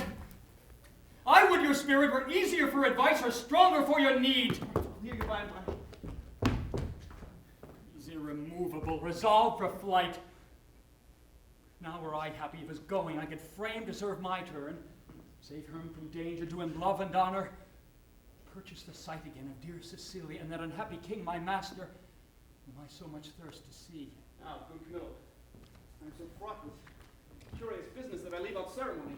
Sir, I think you know of my poor services and the love I have borne your father? Very nobly have you deserved. Well, my lord, if you be pleased to think I love the king, and to him what's dearest to him, which is your gracious self, embrace but my direction. I'll point you where you shall have such receiving as becomes your highness, where you shall enjoy your mistress, from whom I see there's no disjunction to be made, but by his heavens forfend your ruin, marry her, and bring your father up to liking. How, Camilla, may this almost a miracle be done? Have you thought on a place whereto you'll go? Not any yet. But as the unthought on accident is guilty to what we wildly do, so we profess ourselves to be the slaves of chance, and flies of every wind that blows. Then list to me, this follows. If you shall not change his purpose, but undergo your flight, make for Sicilia, and there present yourself and your fair princess, for so I see she must be, for Leontes. She shall be habited as it becomes the partner of your bed. Methinks I see Leontes opening his free arms and weeping his welcomes forth. Worthy Camilla, what color for my dissertation shall I hold up before? Sent by the king your father to greet him and give him comforts. Sir, things known betwixt us three I'll write you down, the which shall point you forth at every sitting what you must say. I am bound to you. There is some sap in this. A course more promising than a wild dedication of yourselves to unpacked waters. Besides, you know prosperity's the very bond of love, whose fresh complexion and whose heart together affliction alters. One of these is true. I think affliction may subdue the cheek, but not take in the mind. Yea, say you so. There shall not at your father's house these 7 years be born another such. But Camilla, she is as forward of her breeding as she is of the rear of our birth. But oh, the thorns we stand upon. Camilla, preserver of my father, now of me, the medicine of our house, how shall we do? We are not furnished like Bohemia's son, nor shall appear in Sicilia. My lord, fear none of this. I think you know my fortunes do all lie there. It shall be so my care to have you royally appointed as of the scene you play were mine. For instance, sir, that you may know you shall not want one word. What a fool honesty is, and trust, his sworn brother. A very simple gentleman. I have sold all my trumpery. They throng. Who should buy first? As if my trinkets had been hallowed. My clown, who wants but something to be a reasonable man, grew so in love with the wench's song that he would not stir his pettitoes till he had both tune and words, which so drew the rest of the herd to me that all their other senses stuck in ears. So, in this time of lethargy, I picked and cut most of their festival purses. And had not the old man come in with a hubbub against his daughter and the king's son and scared my chuffs from the chaff, I had not left a purse alive in the whole army. Hey, but my letters, by this means being there so soon as you arrive, shall clear that doubt. And those which you procure from King Leontes shall satisfy your father. Happy be you! All that you speak shows fair. Hey, who have we here? We'll make an instrument of this and make nothing they give us aid. If they've heard me now, why hanging. How now, good fellow?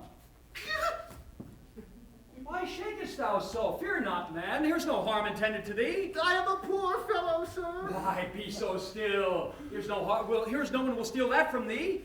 But for the outside of thy poverty, we must make an exchange. Therefore, discase thee instantly and change garments with this gentleman. Though the pennyworth on his side be the worst, yet hold me. There's some boot. I'm a poor fellow, sir. I know ye well enough. Nay, prithee, dispatch. The gentleman is half flayed already. Are you in earnest, sir? I smell the trickle. Dispatch, I prithee. Indeed, sir, I have had earnest, but I cannot in good conscience. Unbuckle, unbuckle! Fortunate mistress, let my prophecy come home to ye. You must retire yourself in this uncovered. Take your sweetheart's hat and pluck it o'er your brows, muffle your face, dismantle you, and as you can, dislighten the truth of your own seeming, that you may, ride with your eyes over, the shipboard yet undescribed. I see the place so lies that I must bear a part. No remedy. Have you done there? If my father were to see me now, he would not call me son. Nay, you shall have no hat. Come, lady, come! Farewell, my friend! Adieu, sir. What have we twain forgotten? To bring him a word. What I do now should be to tell the king of this escape and whither they are bound, wherein my hope is I shall so prevail to force him after, in whose company I shall review Sicilia, for whose sight I have a woman's longing. Fortune speed us. Thus we sit on, Camilla, to the seaside. The swifter speed, the better. I understand the business. I hear it. I see this is the time the unjust man doth thrive. What an exchange had this been without boot? What a boot is here with this exchange? Sure the gods do this year connive at us, and we may do anything extempore. The prince himself is about a piece of iniquity, stealing away from his father with his clog at his heels. If I thought it were a piece of honesty to acquaint the king withal, I would not do it. Side to side, here's more matter for a hot flame.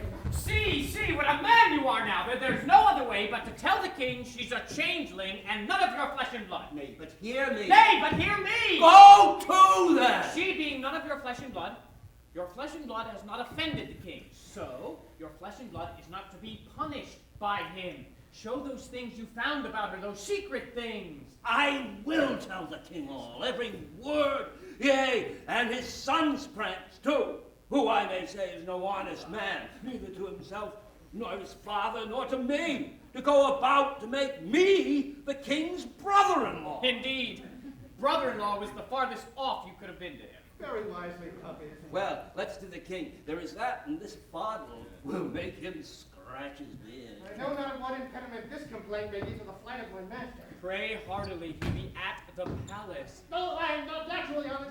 I'm so sometimes by chance. Let me pocket up my peddler's excrement.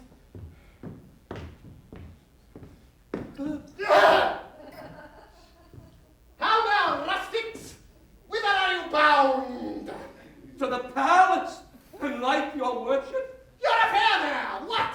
With whom the condition of that fardel, the place of your dwelling, your names, your ages, of what having, giving, and anything that is fitting to be known, discover. We're but plain fellows, sir. A lie! You're rough and hairy. Are you a courtier, and like yourself? Whether it like me or no, I am a courtier. Seest thou not the air of the court in these enfoldings? Hath not my gait in it the measure of the court? Receive not thy nose court odor from me. Reflect I not on thy baseness, court contempt? I am a courtier, cap a pay, and one that will either push on or pluck back thy business there. My business is to the king. What advocate hast thou to him? I know not the like you, sir. Advocates the court word for pheasant. Say you have none. None, sir. I have no pheasant, cock, nor hen. How blessed are we that are not simple men. Yet nature might have made me as these are. Therefore I will not disdain. He cannot be but a great courtier. His garments are rich, but he wears them not handsome. A great man, I'll warrant. I can tell by the picking on his teeth. The fardel there. What's in the fardel? Wherefore that box? Sir, there are such secrets in this fardel and box, which none must know but the king. Age, thou hast lost thy labor. Why, sir? The king is not at the palace.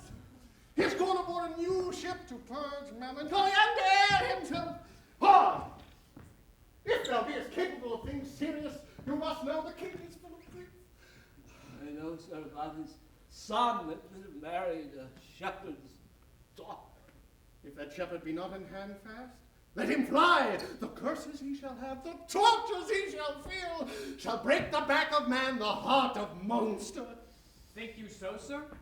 An old sheep-whistling rogue, a ram tender to offer to have his daughter come into grace. Some say he shall be stoned, but that death is too soft for him, say I. Draw or thrown into a sheepcote, bah! All deaths are too few, the sharpest too easy. Has the old man ever a son, sir? Do you hear it like you, sir? He has a son who shall be flayed alive, then anointed over with honey, set on the head of a wasp's nest, then stand till he be 3/4 and a dram. Dead! Then recovered again with aqua vitae or some other hot infusion. Then, raw as he is, and in the hottest day prognostication proclaims, shall he be set against a brick wall, the sun looking with a southward eye upon him, where he is to behold him with flies blown to death. But what talk we of these traitorly rascals whose miseries ought to be smiled at, their offences being so capital? Tell me, for you seem to be honest, plain men, what you have to the king, being something gently considered. I'll bring you where he is aboard.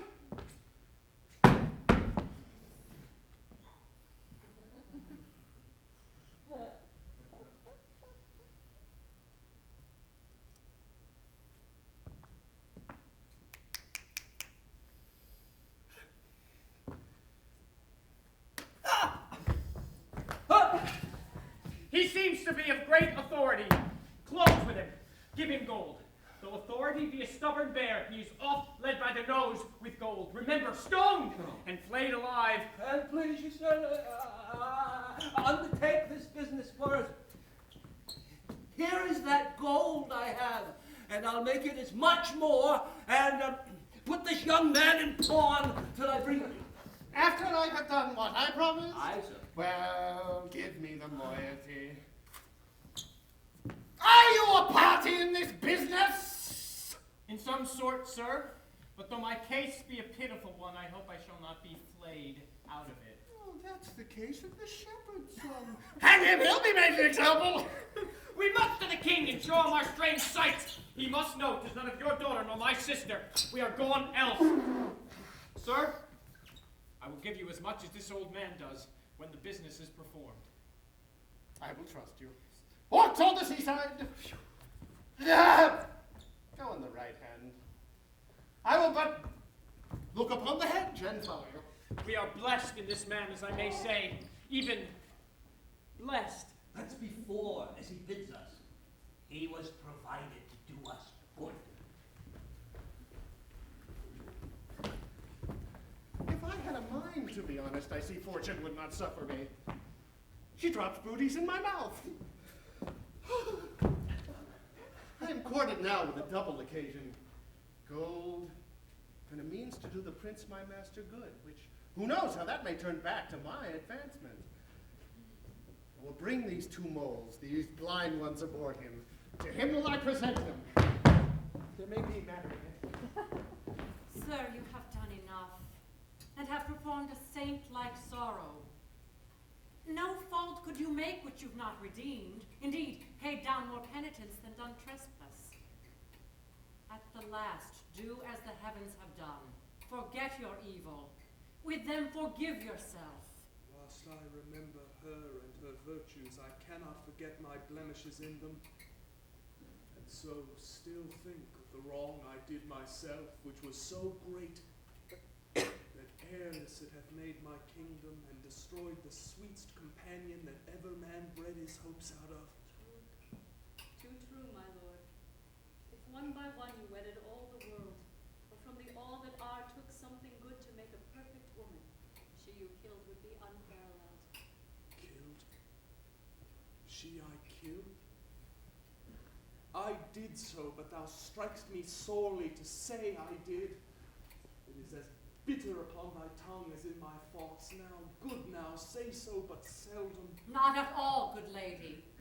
You might have spoken 1,000 things that would have done the time more benefit and graced your kindness better. You are one of those would have him wed again? If you would not so, you pity not the state nor the remembrance of his most sovereign name. Consider little what dangers by his highness's failed issue may drop upon his kingdom. What were more better than to bless the bed of majesty again with a sweet fellow to it? There is none worthy respecting her that's gone. Besides, the gods will have fulfilled their secret purposes. For has not the divine Apollo said, is it not the tenor of his oracle that King Leontes shall not have an heir till his lost child be found? Which that its shall is all as monstrous to our human reason as my Antigonus to break his grave and come again to me, who on my life did perish with the infant. Care not for issue, the crown will find an heir. Good Paulina, who hast the memory of Hermione, I know, in honor. Oh, that ever I had squared me to thy counsel. Then even now I might have looked upon my queen's full eyes, have taken treasure from her lips. Left them more rich for what they yielded. Thou speakst truth. No more such wives. Therefore, no wife. One worse and better used would make her sainted spirit again possess her corpse, and on this stage where we offenders now appear and begin, why to me? Had she such power, she had just cause. She had, and would incense me to murder her I married. I should so. Were I the ghost that walked, I'd bid you mark her eye, and tell me for what dull part in it you chose her. Then I'd shriek, that even your ears should rift to hear me, and the words that followed should be, remember mine. Stars, stars, and all eyes else dead coals. Fear thou no wife, Paulina. I'll have no wife. Do you swear never to marry, but by my free leave? Never, Paulina. So be blessed my spirit. Then good my lords, bear witness to his oath. You tempt him overmuch. Unless another, as like Hermione as is her picture, affront his eye. Good madam. I have done.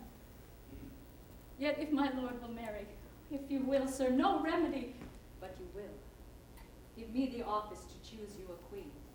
She shall not be as young as was your former, but she shall be such as walked your first queen's ghost. It should take joy to see her in your arms. Good Paulina, we shall not marry till thou bidst us. That shall be when your first queen's again in breath. Never till then. One that gives out himself, Prince Florizel, son of Polixenes, with his princess, she the fairest I have yet beheld, desires access to your high presence. Comes not like to his father's greatness, what train? But few, and those but mean. His princess, say you with him? Aye, the most peerless piece of earth I think that e'er the sun shone bright on. Oh, Hermione, as every present time doth boast itself above a better gone, so must thy grave give way to what seen now. Sir, you yourself have said, have writ so. She had not been, nor was not to be equal. Thus flowed your verse with her beauty Your once. pardon, madam. The one I have almost forgot. Your pardon. The other, when she has your eye, will have your tongue, too. Go, Cleomenes, yourself assisted with your honored friends, bring them to our embracement. Still, 'tis strange that he thus should steal upon us. And our prince, jewel of children, seen this hour, he'd pair well with this lord. There was not a full month between their births. I prithee, cease no more! Thou know'st he dies to me again when talked of. They are come.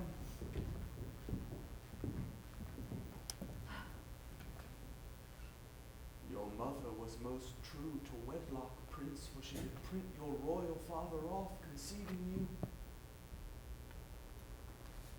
Were I but 21, your father's image is so hid in you, his very air, that I should call you brother, as I did him, and speak of something wildly by us performed before. Most dearly welcome, and your fair princess, goddess. Alas, I lost a couple that twixt heaven and earth might thus have stood, begetting wonder as you, gracious couple, do. And then I lost all mine own folly, the society, amity too, of your brave father, whom though bearing misery, I desire my life once more to look on him. By his command have I here touched Sicilia, and from him give you all greetings, that a king at friend can send his brother. And what infirmity which waits upon worn times has something seized his wished ability. He had himself the lands and waters twixt your throne and his measured to look upon him, whom he loves. He bade me say so, more than all the scepters and those that bear them living. Oh, my brother. Good gentlemen, the wrongs I have done thee stir afresh within me. These thy officers, so rarely kind, are as interpreters of my behindhand slackness. Welcome hither, as is the spring to the earth. And have you too exposed this paragon to the fearful usage, at least ungentle, of the dreadful Neptune? Most royal sir, we have crossed to execute the charge my father gave me for visiting your highness. blessed gods purge all infection from our air whilst you do climb it here. You have a holy father, a graceful, gentle man, against whose person, so sacred as it is, I have done sin, for which the heavens, taking angry note, have left me issueless. What might I have been, might I, as son and daughter, now have looked on such goodly things as you? Most noble sir, that which I shall report will bear no credit, were the proof not so nigh. Please you, good sir, Bohemia greets you from himself by me, desires you to attach his son, who has his dignity and duty both cast off, fled from his father, from his hopes, and with the shepherd's daughter. Where's Bohemia? Speak. Here, in your city. I now came from him.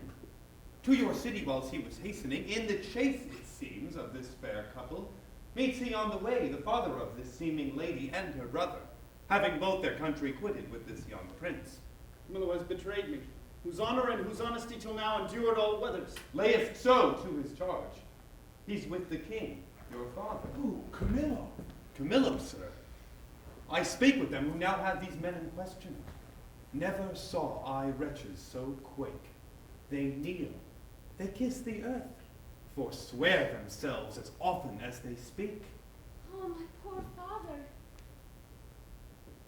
The heavens set spies upon us. We'll not have our contract celebrated. You are married. We are not, sir, nor are we like to be. The stars I see will kiss the valleys first. The odds for high and lows alike. My lord, is this the daughter of a king? She is. When once she is my wife. That once, I see by your good father's speed, will come on very slowly. I'm sorry, most sorry you have broken from your father's liking, wherein you were tied in duty, and as sorry your choice is not so rich in worth as beauty, that you might well enjoy her. Dear, look up. Though fortune, visible and enemy, should chase us with my father, power no jot hath she to change our loves. Beseech you, sir, remember, since you owed no more to time than I do now, with thought of such affections, step forth mine advocate. At your request, my father will grant precious things as trifles. Would you do so, I beg your precious mistress, which he counts but a trifle. Sir, my liege, your eye hath too much youth in it. Not a month before your queen died, she was worth more such gazes than you look on now. I thought of her even in these looks I made. But your petition is yet unanswered. I will to your father. Your desires not o'erthrown by your honor, I am friend to them and you, upon which errand I now go forth to greet him.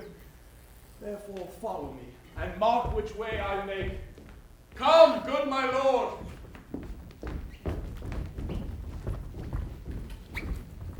Beseech you, madam, were you present at this relation? I was by at the opening of the fardel, heard the old shepherd deliver the matter how he found it, whereupon, after a little amazement, we were all commanded out of the chamber. Only this, methought I heard the shepherd say he found the child. I would most gladly know the issue of it.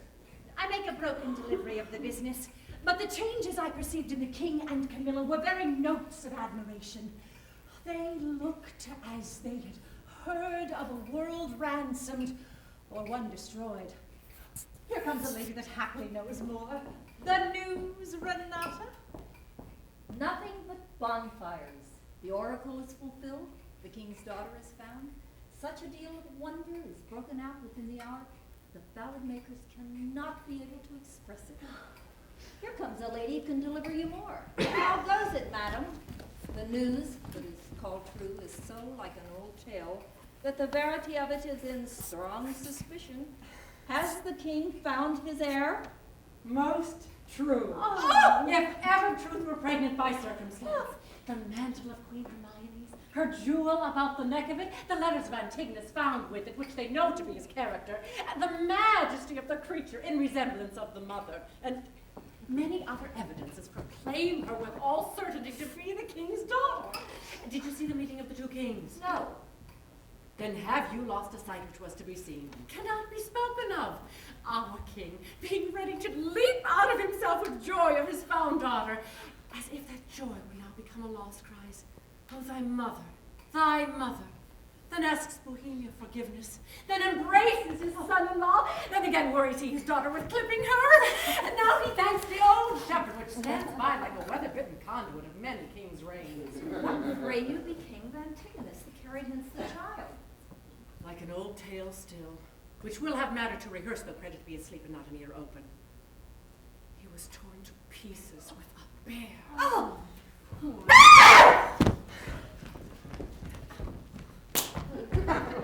What became of his bark and his followers?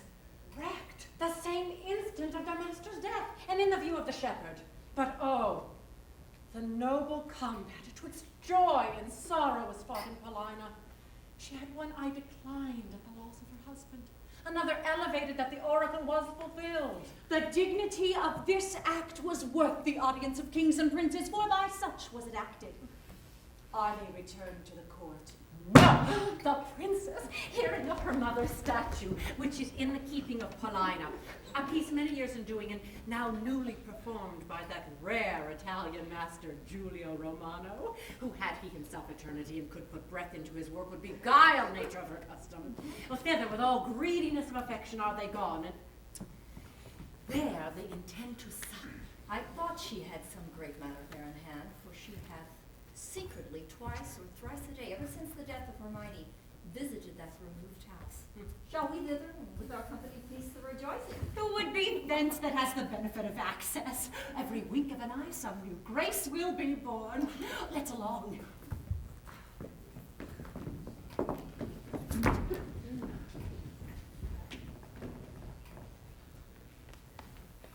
Now, had I not the dash of my former life in me, would preferment drop on my head. I brought the old man and his son aboard the prince, told him I heard him talk of a fardel, and I know not what. But he, being overfond of the shepherd's daughter, so he then took her to me, who began being much seasick. Himself little better. Extremity of weather continuing, this mystery remained undiscovered. Here come those I've done good to, against my will. Come, son, I am past more children, but thy sons and daughters will be all gentlemen born. You are well met, sir. You denied to fight with me this other day because you said I was no gentleman born. See you these clothes? Say you see them not and think me still no gentleman born.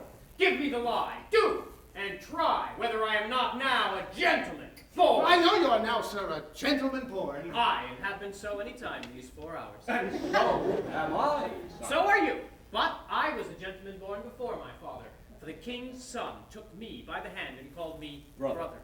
Then the 2 kings called my father brother, and then the prince, my brother, and the princess, my sister, called my father father. And so we wept. And there was the first gentleman-like tears that ever we shed. And we may live, son, to shed many more.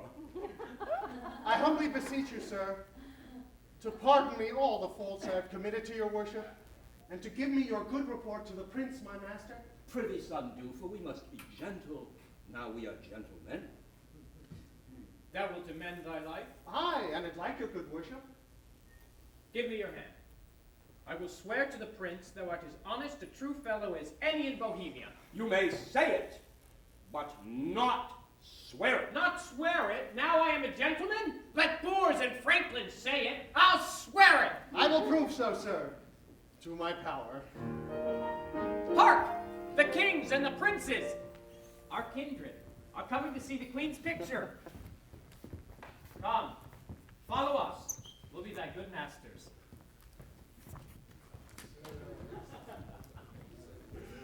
Oh, grave and good Paulina, the great comfort I have had of thee. What, sovereign sire, I did not well. I meant well. trouble. But we came to see the statue of our queen. Your gallery have we passed through, not without much content in many singularities, but we saw not that which my daughter came to look upon, the statue of her mother. As she lived peerless, so her dead likeness I do well believe excels whatever yet you looked upon, or hand of man hath made. Therefore I keep it lonely, apart. But here it is. Prepare to see the life as lively mocked as ever, still sleep, mocked death. Behold, and say 'tis well. I like your silence. If the Lord shows off your wonder, but yet speak. First you, my liege. Comes it not something near? Her natural posture. Chide me, dear stone, that I may say indeed thou art Hermione. Or rather, thou art she, and I not chiding, for she was as tender as infancy and grace. But yet, Paulina, Hermione was not so aged as this. Nothing so wrinkled as this seems. Oh, not by much. So much more our father's excellence, which lets go by some 16 years and makes her as she lived now. As now she might have done. So much to my good comfort as it is now piercing to my soul. Oh. Thus she stood even with such life of majesty, warm life as now it coldly stands when first I wooed her. I am ashamed. Does not the stone rebuke me for being more stone than it? Oh, royal peace, there's magic in thy majesty which has my evils conjured to remembrance. And give me leave. And do not say 'tis superstition. I kneel, and then implore her blessing. Lady, dear queen, that ended but when I began, give me that hand of yours to kiss. Oh, patience, the statue's but newly fixed, the color's not dry. My lord, your sorrow was too sore laid on. What 16 winters cannot blow away so many summers dry? Scarce any joy did so long live, no sorrow but killed itself much sooner. Dear my brother, let him that was the cause of this have power to take up so much grief from you. Has he no peace up in himself? Indeed, my lord, if I had thought the sight of my poor image would thus have wrought you, for the stone is mine, I'd not have showed it. Do not draw the curtain. No longer shall you gaze on it, lest your fancy thinking on it moves. Let be, let be! Would that I were dead, but that methinks already. What was he that did make it? See, my lord, would you not deem that it breathed, and that those veins did verily bear blood? Masterly done. The very life seems warm upon her lip. There's motion in the fixture of her eye as we are mocked with art. I'll draw the curtain. My lord's almost so far transported till think anon it lives. Oh, Paulina, make me to think so 20 years together. No settled senses of the world can match the pleasure of that madness. Let it alone. I am sorry, sir, I have thus far stirred you, but I could afflict you farther. Do, Paulina. For this affliction has a taste as sweet as any cordial comfort. Let no man mock me, for I will kiss her. Good my lord, forbear! The ruddiness on her lips wet, you'll mar it if you kiss it. Stain your own with oily painting. Shall I draw the curtain? No, not these 20 years. So long could I stand by and look her on. Either forbear, quit presently the chapel, or resolve you for more amazement. If you can behold it, I'll make the statue move indeed. Descend, and take your hand. But then you'll think, which I protest against, I am assisted by wicked powers. What you can make her do, I am content to look upon. What to speak, I am content to hear. It is required you do awake your faith. Then all stand still. For those that think it is unlawful business I am about, let them depart. Proceed. No foot shall stir.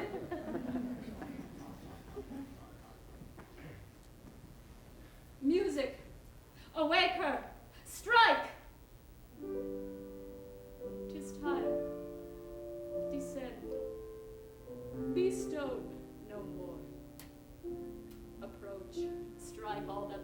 arm with marble.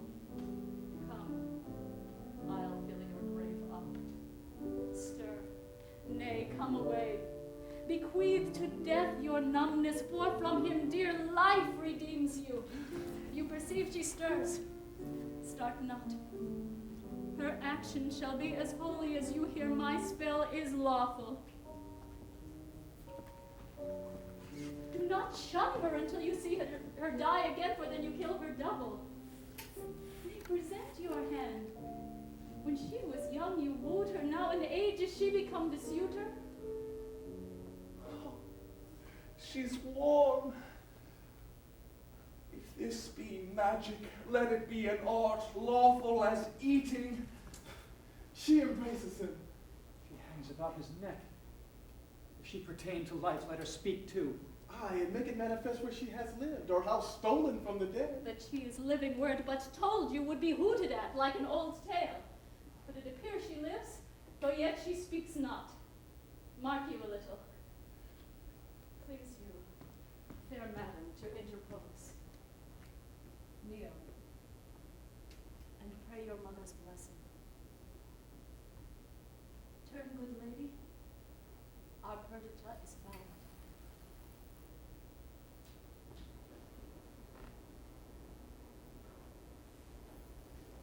You gods, look down, and from your sacred vials pour your graces upon my daughter's head. Tell me, mine own, where hast thou been preserved? Where lived? How found thy father's court? For thou shalt hear that I, knowing by Paulina that the oracle gave hope thou wast in being, have preserved myself to see the issue. There's time enough for that, lest they desire upon this push to trouble your joys with like relation. Go. Together, you precious winners all, your exaltation partake to every one. I, an old turtle, will wing me to some withered bough, and there my mate, that's never to be found again, lament, till I am lost. Oh, peace, Paulina. Thou shouldst a husband take by my consent, as I by thine, a wife. This is a match, and made between by vows. I'll not seek far. For him I partly know his mind, to find thee an honorable husband. Come, Camillo, and take her by the hand, whose worth and honesty is here richly noted and justified by us, a pair of kings. Let's from this place. What? Look upon my brother.